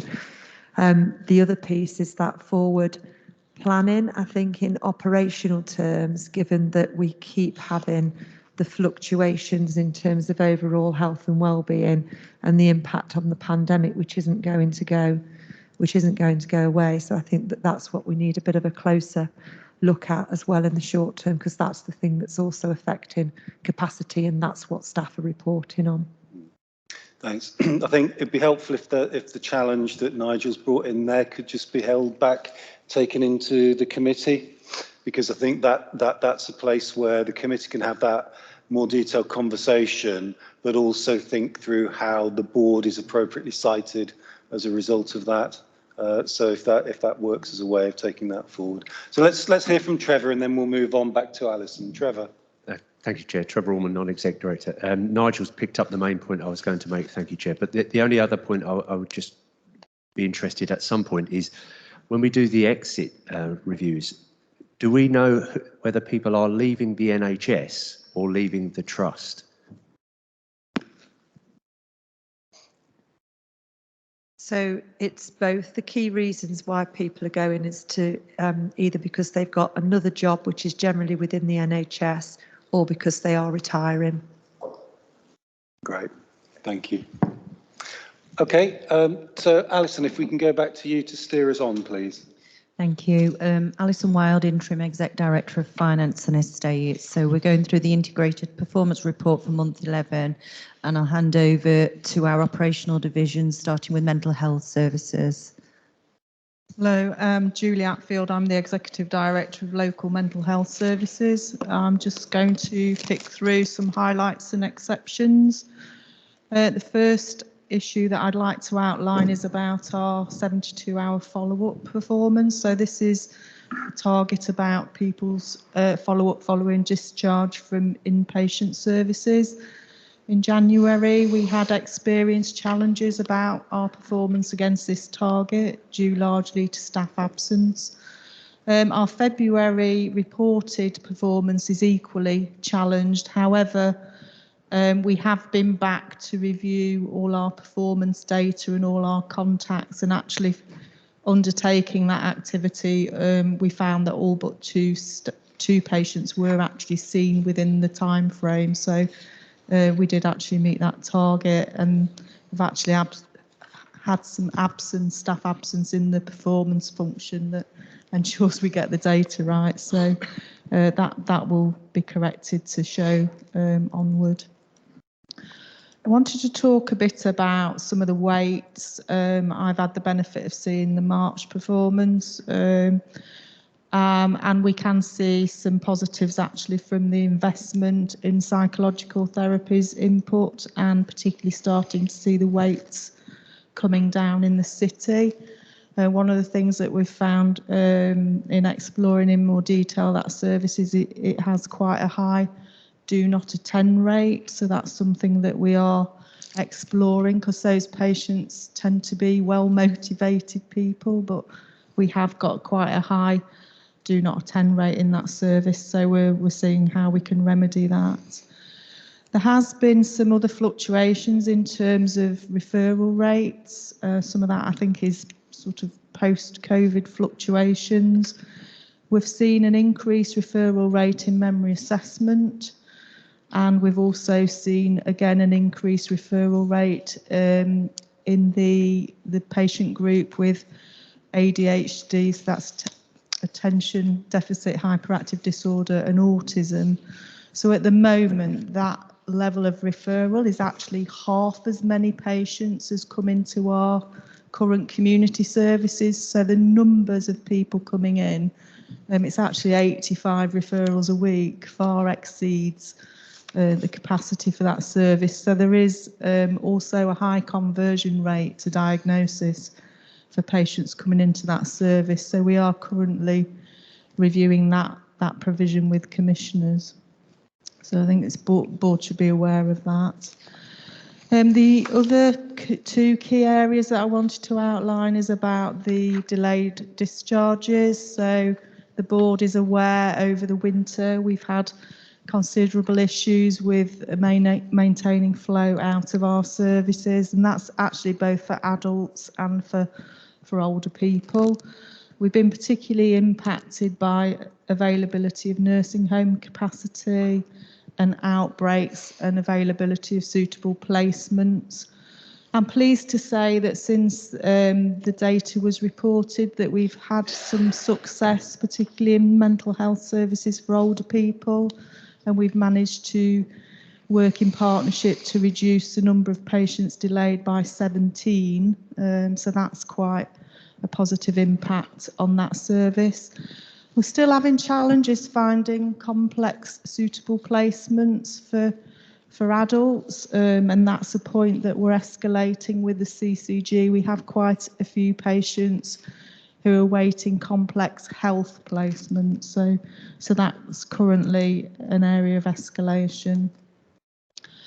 The final aspect that I'd like to talk about is about Iact, and you'll see a deterioration in recovery rates. Largely, we feel that that's due to the increase in acuity of people coming into Iact services. So that's improving access to psychological therapies. It's supposed to be for people who have mild to moderate mental health problems, but we are seeing people coming through more unwell, and that is impacting quite significantly on referral rates. I will also say that the level of staff absence in the Iact service is one of the highest in local mental health services and actually stands at 14% at the moment. So that's also having an impact. There's also pressure in that service on increasing the referral rates and reducing the number of contacts, whereas if you've got people who are unwell, that's counterintuitive. So those targets do play off somewhat against each other. So that's a point for consideration. As I outlined at the last board meeting, we have undertaken that quite complex deep dive into the recovery rates for the BAME population. We have found some differences in terms of the presenting problems by ethnic group, and actually the different numbers of treatments that are offered to different groups in different ethnic populations. So that is currently being explored by the service. One of the things that we found, for example, is we get a higher referral rate of patients with post-traumatic stress disorder.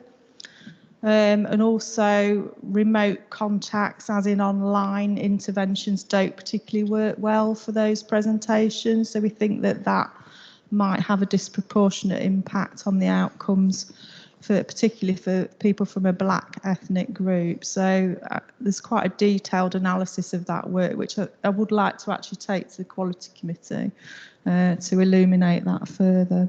But they are my main points. Thank you. Great, thanks, Julie. Just on that last point, I think colleagues would welcome sight of some of that analysis. I know there's a level of detail, it's too detailed for us in the formal board, but from a point of interest and understanding, that would be very helpful to share. And just before I open it up, to pick a question Trevor had put earlier on, my sense is that the pressures that you've identified there of both demand, waiting lists and acuity are absolutely the pressures that colleagues in other trusts providing similar services are also facing. And as we said previously, that doesn't mean that we don't do our very best with that. But as I understand it, we're not an outlier in relation to those. So you're giving me appropriate shake of the head there, thanks. I mean, we have the third highest recovery rate in the region in terms of Iact, so actually we perform quite well in benchmarking terms.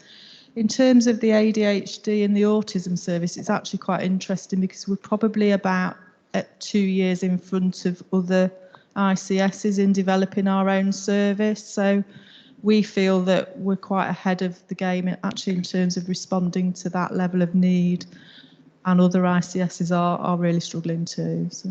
Great, thanks. Manjit. Thank you, Manjit Darby, Non-Exec Director. Just following on from what you've just said, Paul, about just thinking about the opportunity that provider collaboratives might offer in this space, because the interdependence we've got in terms of maintaining flow in our organisation out into social care, out into complex placements, or kind of recommissioning and doing things differently. Is this a conversation that's happening as kind of a priority area for us in the provider collaborative space? Yeah, it is actually happening very actively at the moment. So it's about how to stimulate the market as well for this particular geography. And I think that is being actively pursued, Manjit. I think there are particular areas where we're looking at a broader collaboration. So, for example, disordered eating is an aspect that's on the increase, but we're not always well provided in each ICS, so that's an area for closer collaboration. So I think that's on the table at the moment. Great, thanks, Julie. So Alison, steer us on to the next piece, I think. Thank you. Alison Wilde, Interim Exec Director of Finance and Estates, will continue with the integrated performance reports for the clinical divisions, and I'll pass on to Community Health Services and Becky. Thank you. Thank you, Alison. So Becky Sutton, Director for Community Health Services. So there was 3 points I was going to pick up from the IPR today. The first point we've already covered around the urgent community response and the good news story around there and performance to date. So we'll be bringing that back, obviously, on a monthly basis. Following on from Julie, the second one I really wanted to pick up, which is a similar issue at Lingsbar Hospital, which is our rehabilitation hospital that provides flow out of the acute service. So you will see from the IPR, we have seen the average length of stay in days increase in that facility from September onwards. It's fairly static. However, similar reasons to the delays to transfer of care out of the MESOP beds. This is very related to the home care market, which is again a national problem, but particularly in Nottinghamshire, where the local authorities struggle to get home care, and actually the impact that then has around backing up flow for patients that need to go. It's also been compounded within that facility by a number of infection control outbreaks, which again, sometimes they don't delay people going out of hospital, but it does cause a challenge in terms of where we can place them and when we've got closed wards and things like that. So there are some actions within the report that take us read in terms of we're doing all we can in partnership with local authority, with our CCG, and we escalate those on a regular basis. There is more work coming on board around creating a much more collaborative integrated discharge hub across Nottingham, which will mean patients who we tend to focus a lot on patients out of hospital into community beds, but actually we need to put the same focus of patients in community beds going out to services at home. So I'm hopeful that that will stop some duplication that we currently have across providers to try and improve that. And there is a lot of work going on within the system about creative ways of stimulating the home care market. But really, it is a bit of a problem that we're living with at the moment. The second area that I wanted to highlight was around podiatric surgery. And you will see for the second month in a row, the national target that we deliver there around patients seen and treated within 18 weeks has deteriorated into February. That again is as a direct result of derogations that we put in place around the January Omicron variant, where we redeployed staff into some of our urgent care areas out of that. That was quite short-lived, and just for assurance, those staff, that derogation has now closed. And again, there's quite a detailed recovery plan, including additional capacity to get us back on track around that 18-week target. So I am confident that that will start to recover in the next few months. Probably all I wanted to highlight today, but happy to take any questions. Thank you. Thanks very much, Becky. Again, to see if I've got any comments on that. Actually, I think you've steered us through really clearly, actually. Let's move on, Alison, please. Okay, thank you. I'll hand on to our forensic services now to continue the performance report, and over to you, Adele. Thank you. Thank you, Alison. Adele Fox, Deputy Director for Forensic Services. There are a couple of highlights there for us. One's around our occupancy. From high to low, we've got occupancy challenges. So from high secure services, it's continued to fall. This is mainly in the PD, Personality Disorder Directorate. We're aware of that. Mental Health Directorate has slightly gone up, but the Personality Disorder Directorate, there are some explanations around that. We have done quite a lot of transition for some of our patients, so that's actually moved patients on, which is a good thing, but obviously leaves our vacancies within the Personality Disorder Service. For the medium secure services, Arnold Lodge occupancy is much higher now, and they're still continuing to take admissions. Wathwood is an area of concern for us. That is due to the complexity, really, of Wathwood, the area, the location. It's in two provider collaboratives, Impact and Horizon. We are doing work from all the medium secure and low secure services, as I suggested earlier, regarding the clinical pathways, because we know we need to do some transformation across the system, and we've started some of that piece of work. The other area I think we've talked quite healthily about is around the sickness within high secure particularly. We do know we've got an issue within high secure services. A lot of that has been related to COVID, but not all of it's related to COVID. We're aware of that. We're aware of our recruitment, but mainly our retention issues and what we need to do about that. I will say that, people have acknowledged that we have a lot of redeployment. That does leave people dissatisfied, so we've been doing some work. We have had responses to our staff survey, which is higher again, so at least people are speaking up, so we're encouraged by that. We might not be encouraged by some of the things people are saying, but it's good that we're hearing it and people are feeling that their voice has been heard and we're engaging with those people. Great, thanks very much, Adele. Again, I'll just pause to see if anybody wants to comment. I think we've covered a good chunk of this. Nigel. Thanks, Paul. Nigel Smith, Non-Executive Director. I'm just trying to get a sense, Adele, of the big picture, and looking at the graphs, the start of your report, page 80. The occupancy in forensic service seems to be trending significantly downwards. I'm just trying to understand whether that's good news or bad. It's a mixture of both. So I've talked about the personality disorder service in the high secure. So we've done a huge piece of work on transitioning patients out of high secure. Within the women's services, we've got an outreach service, so we're trying to prevent patients actually coming into our services as well. We don't want patients in our services as much as it fills our beds. It's not the right place for people. We did have challenges for the mental health services, and there's a national piece of work of looking at mental health across high to low secure services, because all our areas within mental health, as the referral rates have dropped. So there is a national piece of work. So within high secure, the other sister hospitals, Broadmoor and Ashworth, are experiencing the same regionally as well. So some of it's concerning that as our vacancies are, occupancies is going down, but actually some of it's encouraging. Is there a point in that process? It looks like it's a fairly sustained drop. Is there a point in that process at which our staffing requirements get adjusted downwards? Within those particular services, that's where we end up redeploying our staff from, because obviously the vacancies on the wards are shorter, so we will redeploy them into the wards which are more acuity. That doesn't help with staff satisfaction, as you know, because yeah. Anne Maria, do you just want to come in on the back of that? Yeah, I just want to mention one of the other reasons we've had a bit of a drop in occupancy, and it has occurred in some of the areas, is because we've closed wards when we've had outbreaks.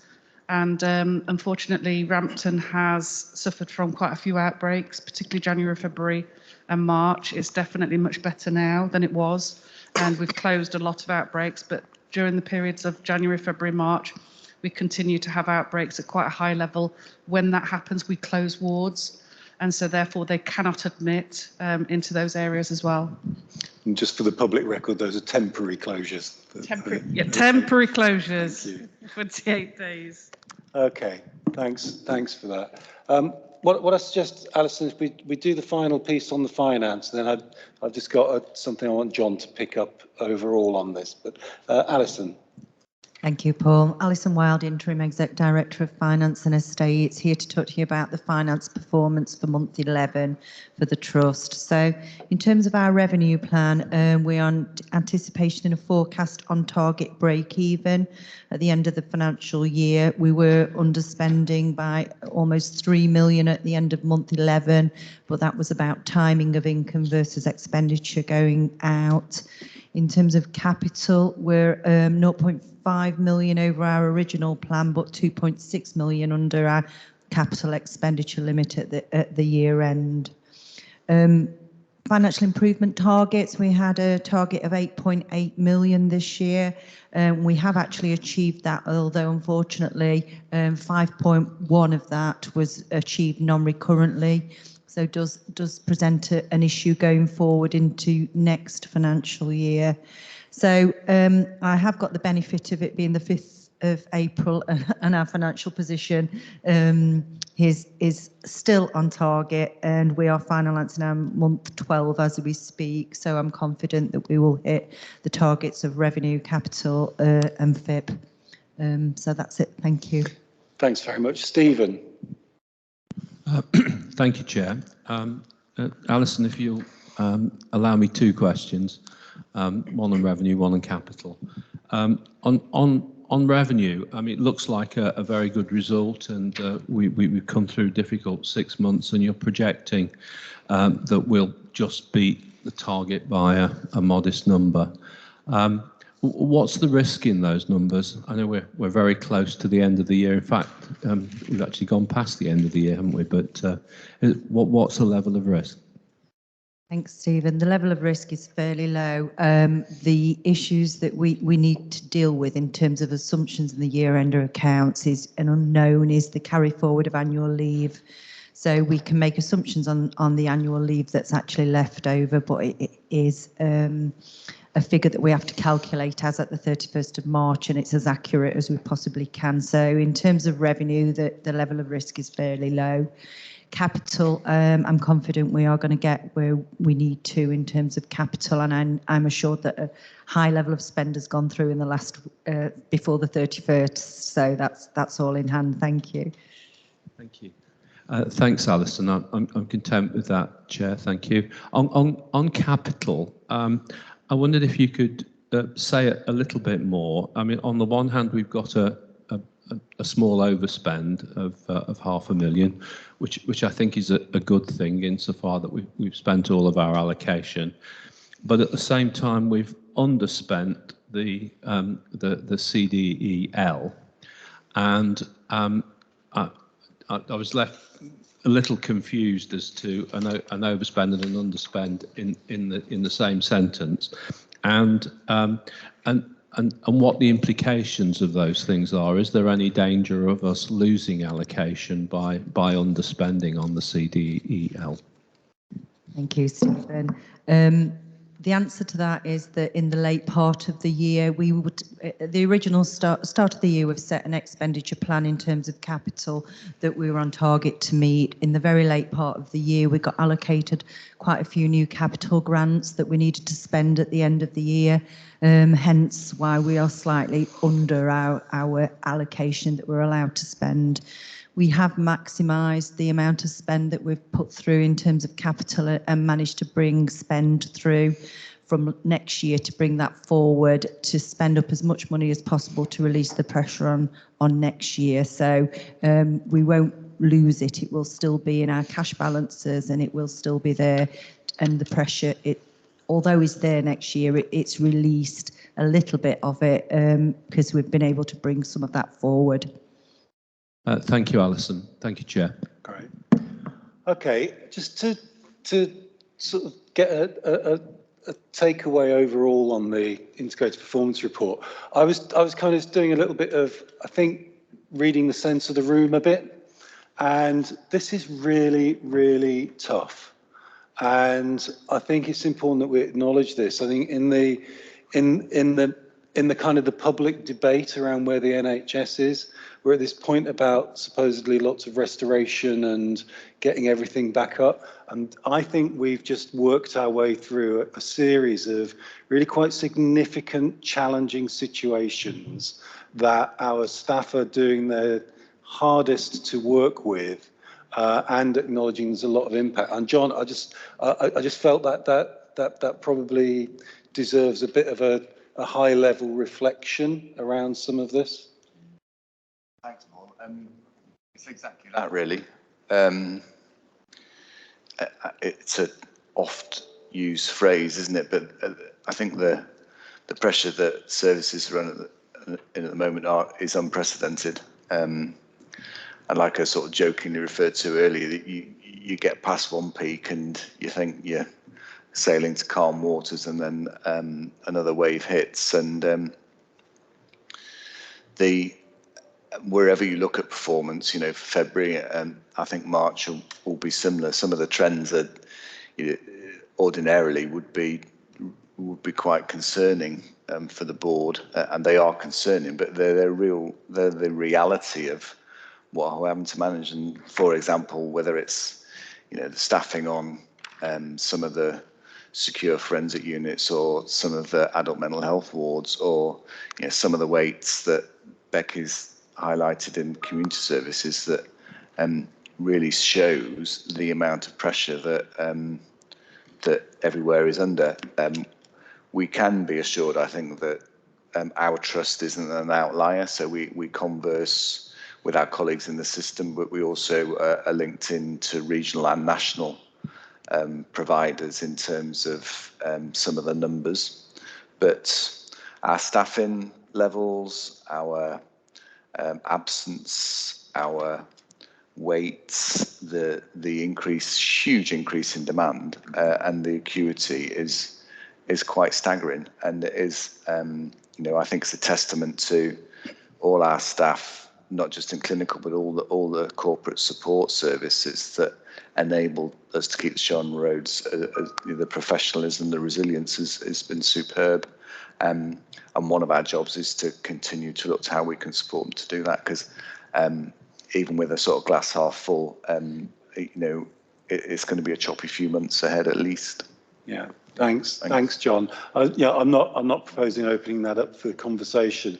I just think it's a really important point that we recognise that actually that's been a tough hour's worth of conversations we've had, and we just need to lift ourselves slightly to focus on the rest of our agenda if we can, colleagues, and just to put on record appreciation for all of the hard work that the exec team there have described from your leadership teams as well, in taking on some of these really tough challenges for us alongside all of our other staff.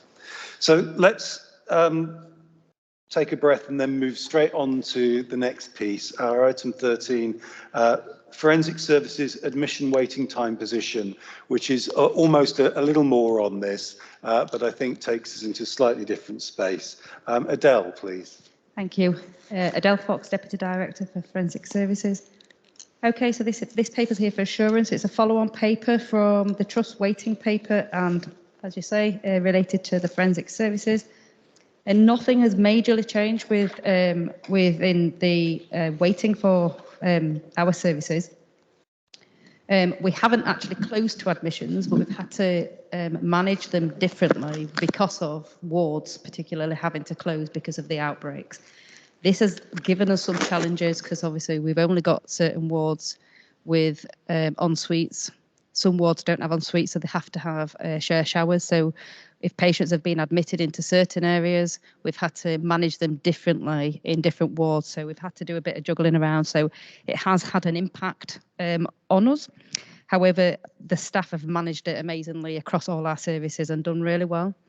I will go on to the main areas of concern and challenge for us, which is the learning disability and autism pathway and the women's pathway. This is a national problem and something which we are working with national teams, NHSE, Impact Provider Collaboratives, across the system to try and manage, particularly the LDA service. A lot of providers are giving notice on these services. So it's left for us within the NHS to try and provide these services.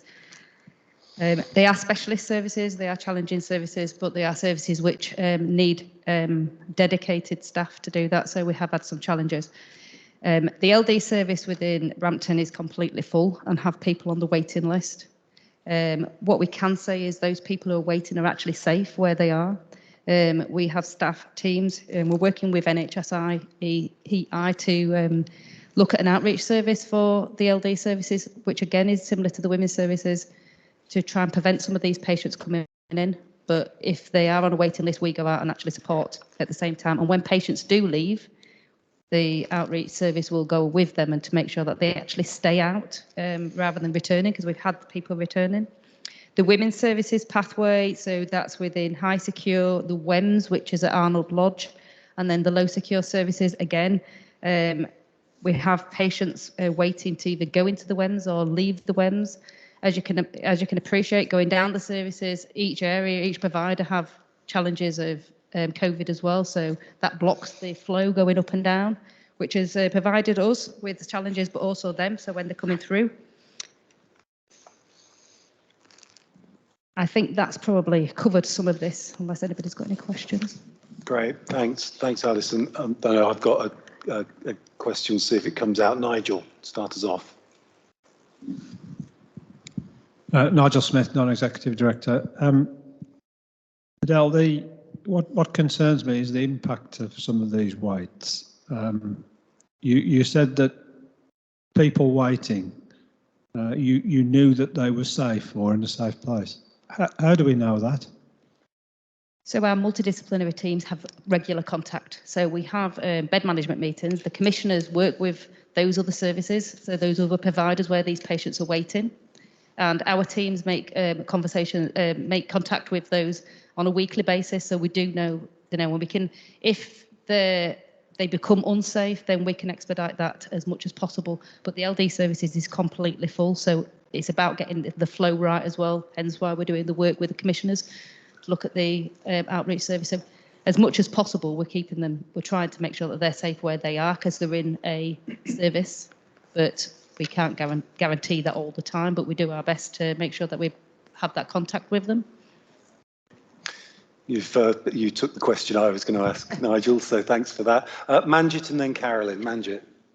Manjit Darby, Non-Exec Director. Yeah, I mean, it was just a comment really on our over-reliance on the independent sector in this area. So our most complex, most challenging patients are being managed in the independent sector, and the independent sector is saying, actually, we don't want to do it anymore. So there is something for me about how we get into collaborative space as the real opportunity for service redesign and actually making sure that, the pathway for care for these patients works, because what we're seeing from your paper is kind of such blocks in the system that means that patients aren't in the right place getting the care that they need. And I think that our provider collaborative kind of learning in our lead provider space tells us that we can do things differently, but we need to do more in quicker time, it feels like, because actually the crisis in the independent sector will mean that actually the burden for these patients doesn't get resolved in soon enough. And we won't have patients in safe places if we don't get it right. Do you want to give a bite at that? I know John's got a comment on it as well. John. No, Manjit's absolutely right. There was another independent sector provider in the Health Service Journal this morning that had been rated inadequate again, and it's a regular occurrence that, like Manjit says, that they're either changing the market they're in or they're closing down, and there's a large population of people with predominantly but not solely forensic histories, but also a lot of people with learning disability, autism, that are in independent sector, and it's a huge issue, emerging issue, I think, for the NHS more broadly. There's not a comparison physical health condition or set of conditions that the independent sector provides that the NHS doesn't. We are having some early conversations with the regional, but more importantly, the national team on this as to how we can, the sorts of support we need to enable us to step into that space. Because we believe that it should be a natural NHS territory of provision, but we can't simply flex and start taking on a whole lot of new services because of the skill sets and the expertise that Adele's talking about in terms of her teams. You need time to be created, but it's a really important point that Manjit raises, that we're in conversation. Great, thanks for that, John. Carolyn. Thank you. It's building on Nigel's question, really. And can I just check, are all of these patients waiting in healthcare provision or any in the criminal justice system? All on the waiting list at the present time are in other healthcare provisions. We do have people previously in prisons. Obviously, they do come from prison, but at the moment they're in healthcare. Okay, thank you. Great, thanks. And I'd just underscore on this is that I'd had a separate conversation with Adele about the challenges around projecting targets for improvement on this. And I think we've heard from that conversation that much of this is unfortunately outside our gift to sort out ourselves, which is why the conversations that Manjit was asking about are really important for us to get right. So thanks for the update on that, Adele. I'm sure that will continue to come through to us. Let's move to the Trust annual plan for the year ahead. Jan, let me come to you to introduce this one. Jan. Thank you very much, Paul. Jan Sensier, Director of Partnerships, but I'm afraid to say that as this is day 2 for me, I'm going to hand immediately over to John, my Deputy Director, because John has done all the hard work on this, but it's very good to be here and thank you for introducing me, Paul. Over to you, John. Thanks, Paul. Thanks, Jan.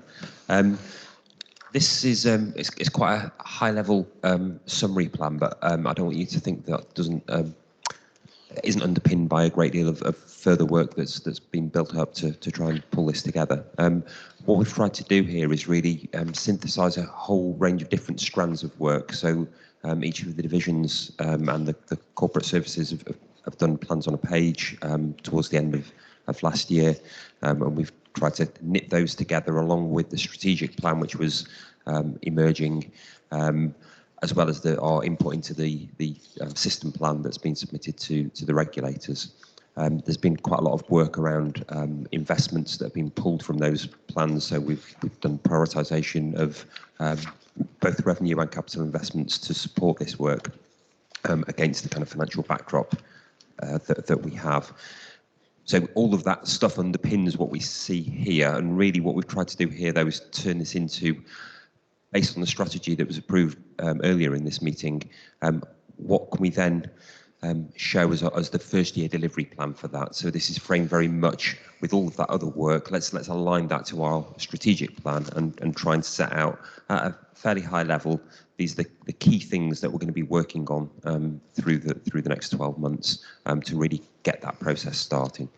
I think given the timing and the way in which all of this has been happening concurrently has made that quite challenging. So apologies, it is fairly brief, but I think it does portray a quite succinct view of something that can be tracked. We've tried to put some clear kind of measures and goals within that, and I think once this is approved, we'll turn this into to flesh this out further in terms of more detailed planning that will help support that further. Great, thanks very much, John. I think appreciate that heads up about actually there will be detailed chunks of work that come in on the back of this. I'm looking at you, Nigel, because I think, again, in terms of your committee, there'll be a key role of ensuring some of that translation is taking place.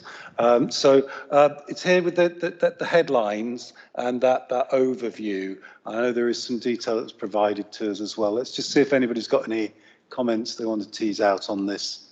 I think again it's something that it has had sight through our structures. No, great. Okay, in which case we're asked to approve the plan as that first step. And again, just underscoring that point, Shirley, that the committees will, of course, have scrutiny and work with Jan and the team on this. Okay, so are people content to approve on that basis? Great. Thank you very much. In which case, let's move, Claire, to the staff survey, which we've given some reference to a couple of times already, but this is a more specific assurance paper. Thanks, Paul. Yeah, so we've already talked a little bit about the staff survey earlier today at the board meeting, and indeed previously at previous meetings. We wanted to bring an early report into the public domain regarding the staff survey, just with a note that there will be onward iterations of this. The embargo was lifted last Wednesday, so we thought it was important that we had an early report into the public board. Just to highlight some of the key headlines, really. As we discussed earlier, for the third year in a row, we have seen an increased response rate, which has been really positive. So our response rate is now up to 56.9%, and that compared to some 3 years ago is a significant difference. We were in sort of the late 30s previously, so to have a more representative view from across the organisation is really important. As John said earlier, in this year's staff survey, National Staff Survey, the questions did change and do align to the National People Plan for the NHS and the National People Promise. It's the first time, I think, in 10 years that the questions have significantly changed. So some of the data isn't entirely comparable to previous years, but I still think in the main it gives us a pretty good indication of what colleagues are saying and some of the areas that we need to focus on. The headline information in terms of feedback is that, as we've discussed throughout this morning, actually, one of the key areas is for us to focus on overall staffing capacity. That is a factor, and I think is of no surprise given where we've been, particularly in the last couple of years. There's also work to focus on. Colleagues have reported issues of burnout, and the other key area for us to focus on is around continued professional development, support with career development, training and education, which again I think is understandable because a lot of those opportunities haven't been there for people during the course of this last survey reference period. In terms of overall improvements, really pleased to be able to say that some of the things that we have focused on do appear to have seen a bit of a shift. So we've done a lot of work around encouraging reporting of bullying and harassment to try and reduce incidents of violence at work, and also, as we've discussed earlier, to support the health and well-being of colleagues and work in and around work-life balance where we can. One of the key things that is really important is that we have seen a positive improvement in the relationship that people feel they've got with their line managers. And we talked earlier about the reasons why people leave.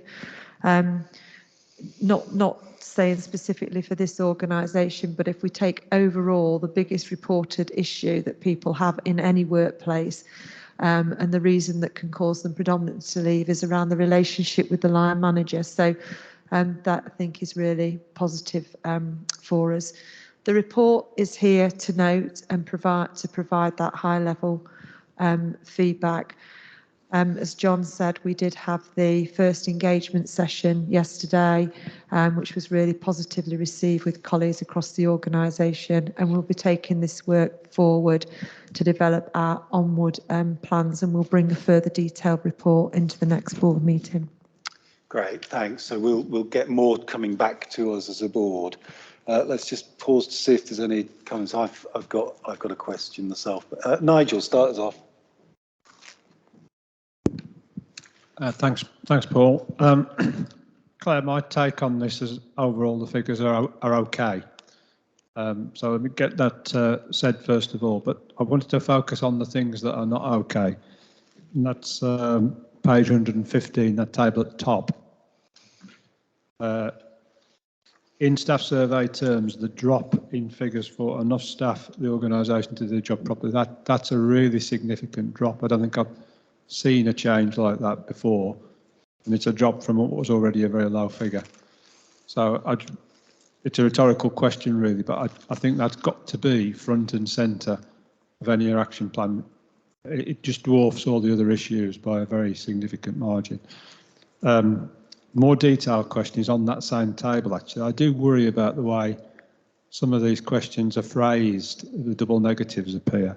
If we look at 11D, for example, it says have not come to work when not feeling well.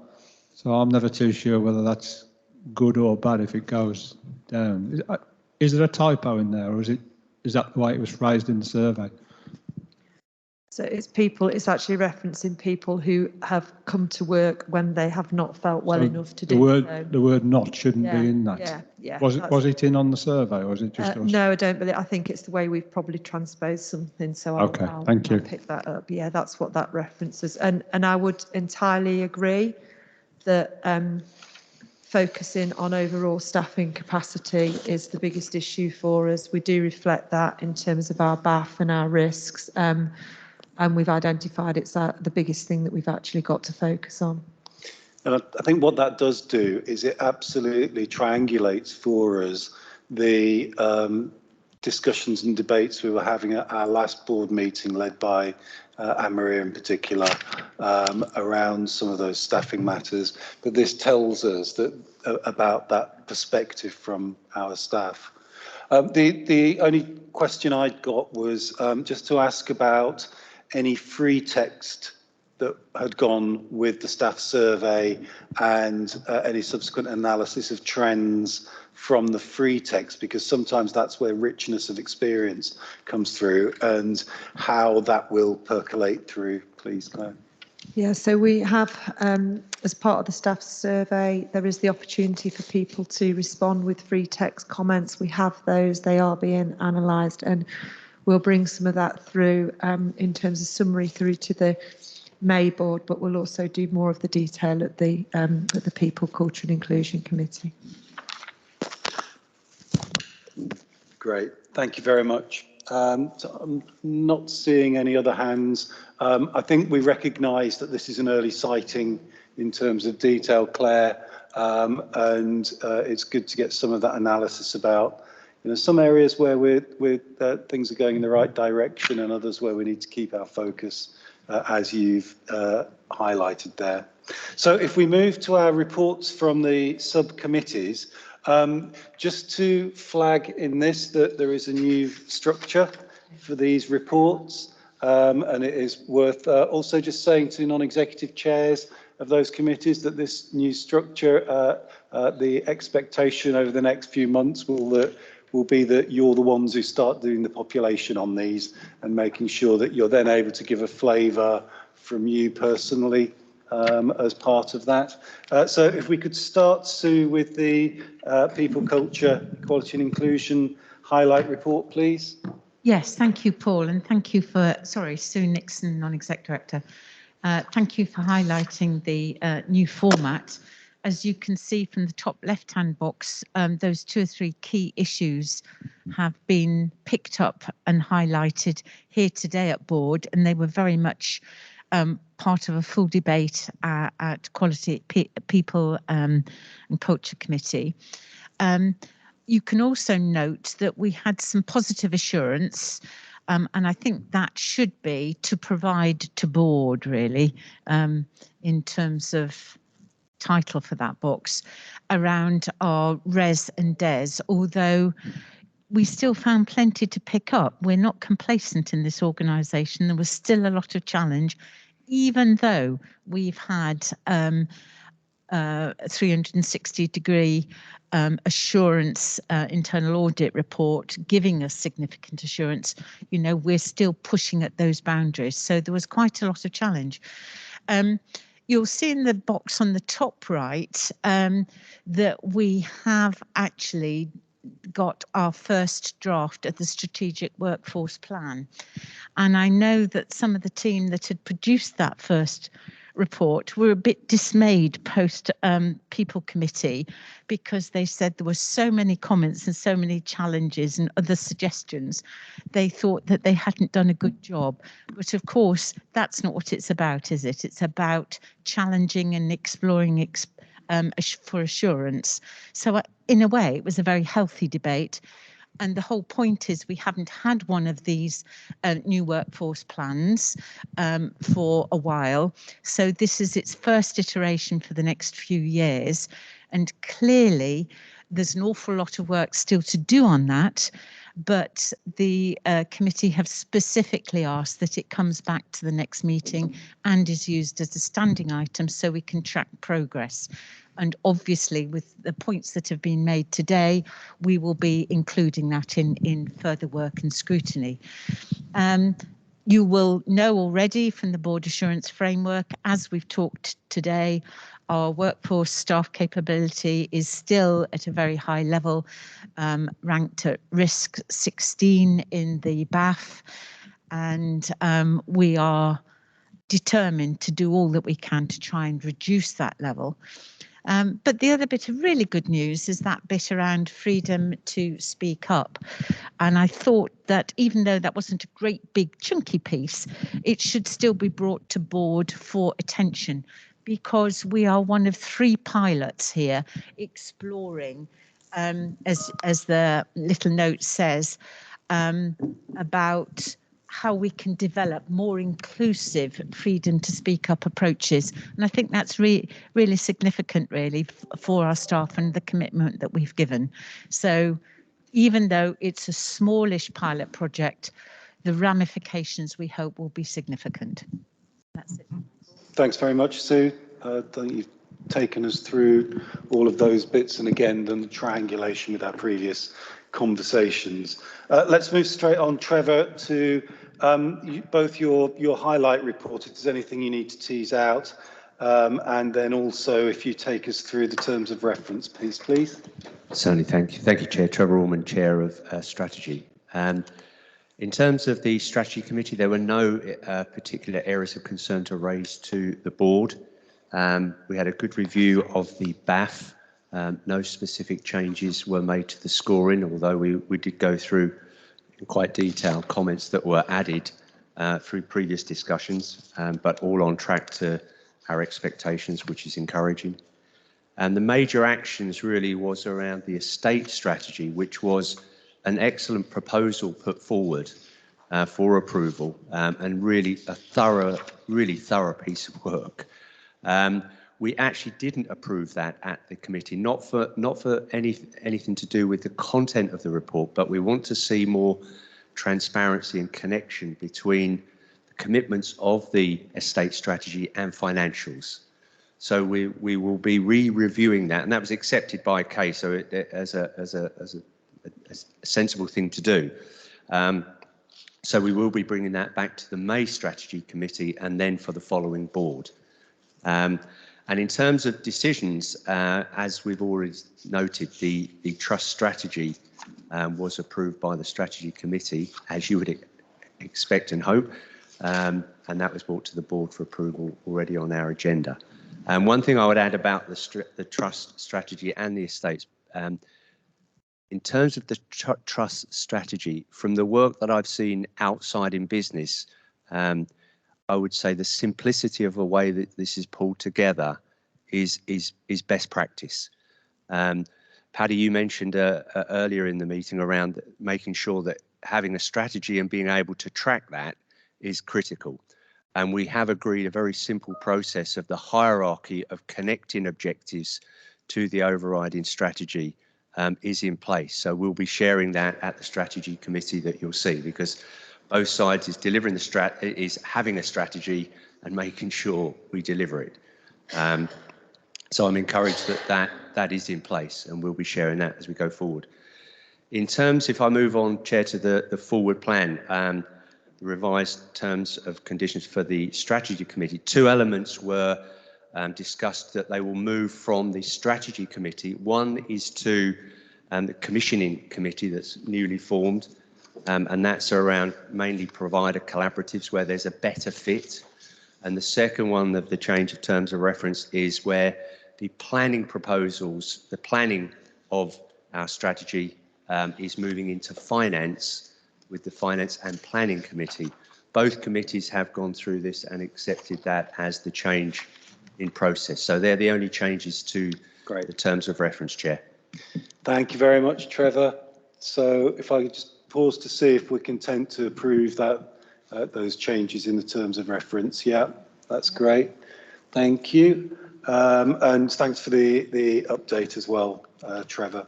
So let's move on. Nigel, if we go to the Finance and Planning Committee, please. Thank you, Chair.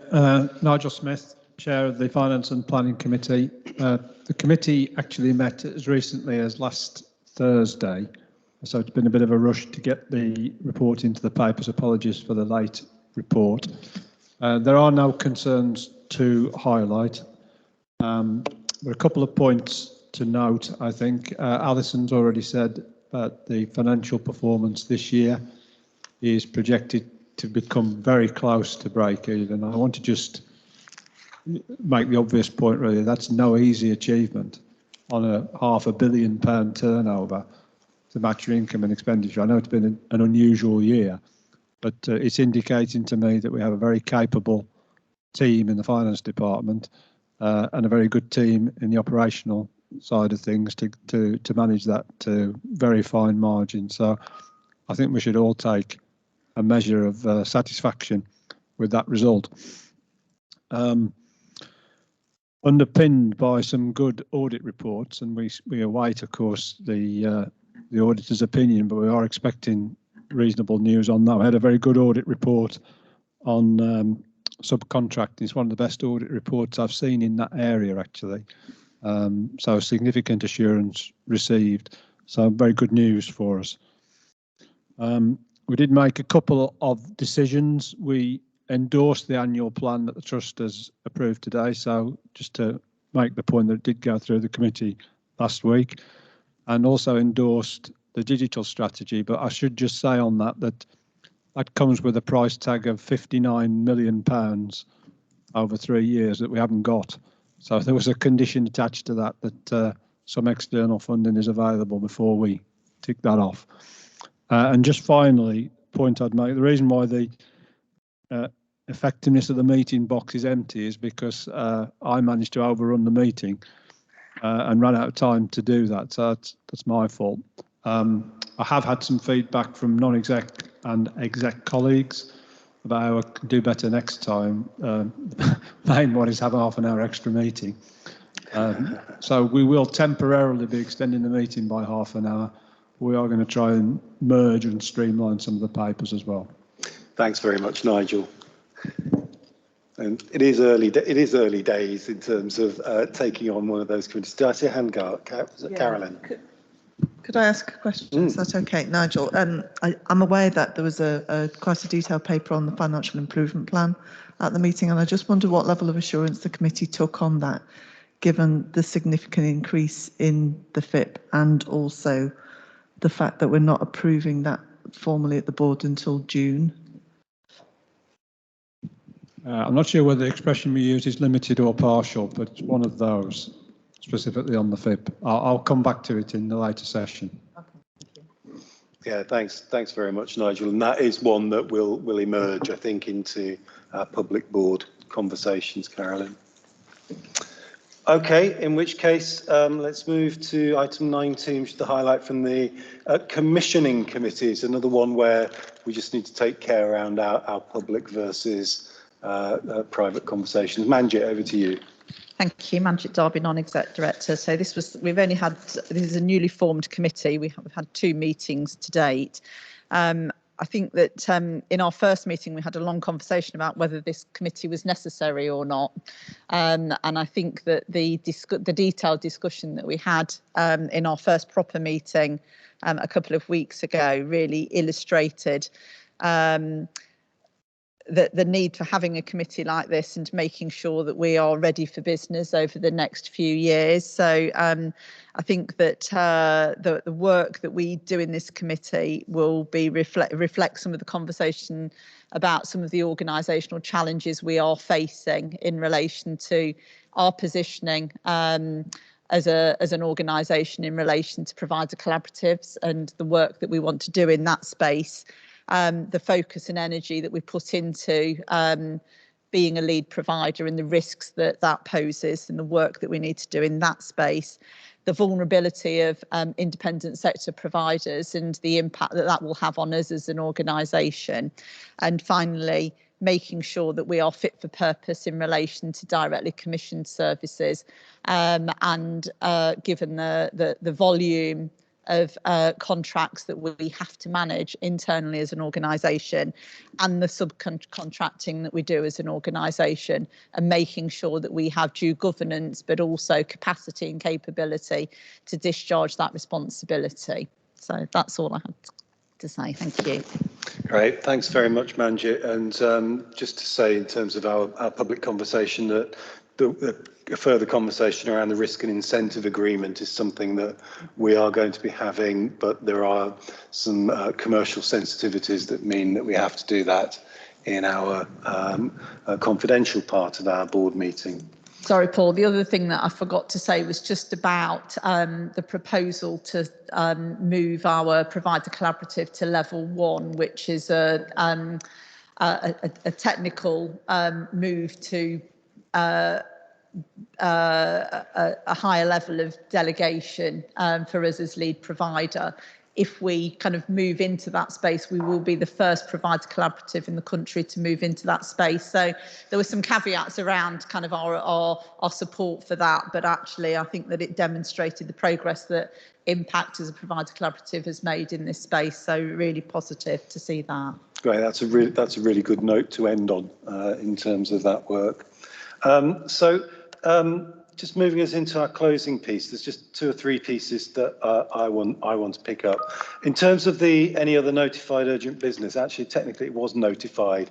Claire, I just wanted to acknowledge your contribution to the trust, and was just to put on record my sadness that you're going. I understand it totally. Personally, as you well know, you were instrumental in helping me get into this organisation in some of the early days. But I think I was listening to you during the meeting today, and just your understanding of capacity and breadth and depth of what this organisation does, not just restricted to the people agenda. But really able to think through the impact for our patients, others who use our services, and for our staff, is something that I know that we will want to be making sure that we do our best to get as much out of you before you actually finish as we possibly can. I also know that you've done a lot of work in investing in the team as well. So just really wanted to underscore John's comments from earlier. I know that we will have opportunities to say thank yous in different spaces, but at the end of our formal board meeting, really wanted to underscore that. Thank you. Let's just pause to review the meeting that we've had. Just for a starter, we're doing it face to face. I would appreciate a bit of feedback from colleagues of how has this been? given that it took us a while to get used to meeting on Teams and in 2 dimensions. And I think for some of us, the notion of having to do board meetings not in our pyjama bottoms is probably been quite challenging. But let's just open it up and just get a little bit of feedback about how this has been meeting today, but also any reflections around how we've worked together as a board. So I would like to hear from a few colleagues, if I can, please. Nigel, start us off. Well, it felt very different. That's obvious, isn't it? It's obviously good to be back in the room. I think the level of discussion and challenge seemed to be a lot higher, probably as a result, and you can see people. Just one thing that I found quite difficult is the scale of the room.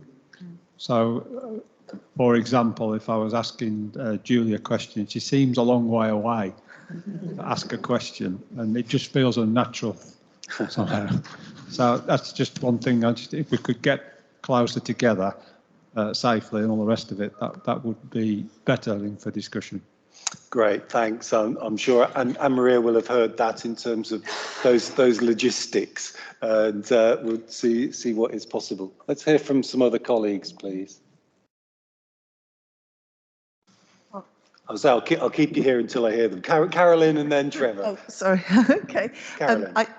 Today's been better than the first time we were here because I think the communications is much better. So thank you to our colleague at the back there. We've been able to hear everybody much better today. In terms of the content of the meeting, I'm just minded that we've heard an awful lot about delays for patients not receiving optimal care and what have you. And I think as a board, that's something that we really need to focus on in the months to come. I do caveat that by saying I know everybody's working really, really hard to make that happen, but our prime purpose here is to look after our patients. Absolutely, it's where we need to keep our focus. Trevor. Yeah, I must admit, being in the room, even though it is a big room, it's so much more natural than I'm fed up with Teams over the screen.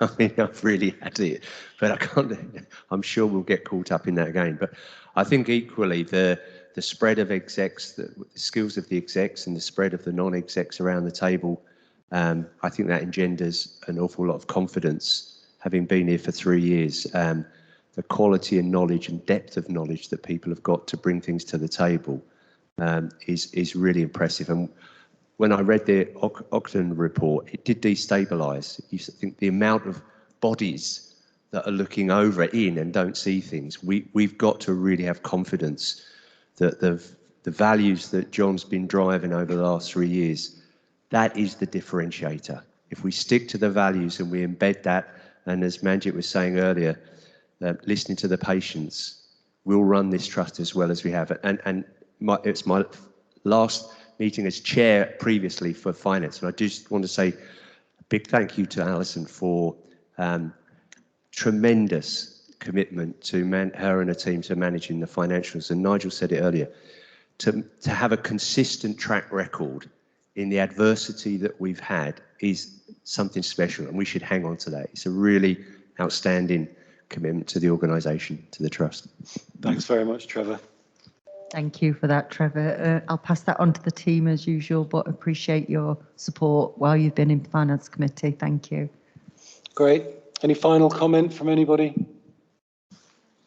Who's waving at me? Claire, please, Claire. That's what a great last voice, Claire. I'll do my best. So I personally, so I think the conversation's been focused on the right things, the important things. I personally think that coming together and being in the same room makes for a much better and more productive discussion and meeting. And also, for me, the energy levels stay a lot higher. It's easier to maintain that and the concentration than it is for protracted meetings on Teams. So I think whilst ever continue to do that, then I think that's really important. And just to say thank you from me for the kind words today, and you know, that sort of feedback and that acknowledgement.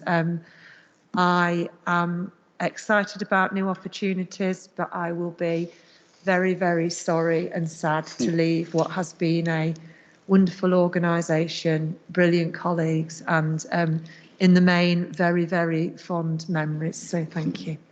That's great. And John, I know that you will be screwing every ounce possible that we can get out of Claire before she actually finishes. Okay, so the very last bit from me is just a couple of thanks for people behind the scenes, our colleagues behind us who've looked after us, much appreciated. Grace and Keely, you've managed to get us here safely and sorted really well. Thank you for that. Yolanda, I know you've been there ensuring we're out on social media. I did take a little look at the break time, so thank you for that. And also to acknowledge that Lauren is observing us and will have been making copious notes as ever in the background. So, colleagues, I'm going to draw us to a close. What I'd like to do is just to ask for somebody to indicate when all the recording is switched off, and then I'll tell you about the logistics of what comes next. But thank you very much, and I appreciate the way we've gone through our business today. So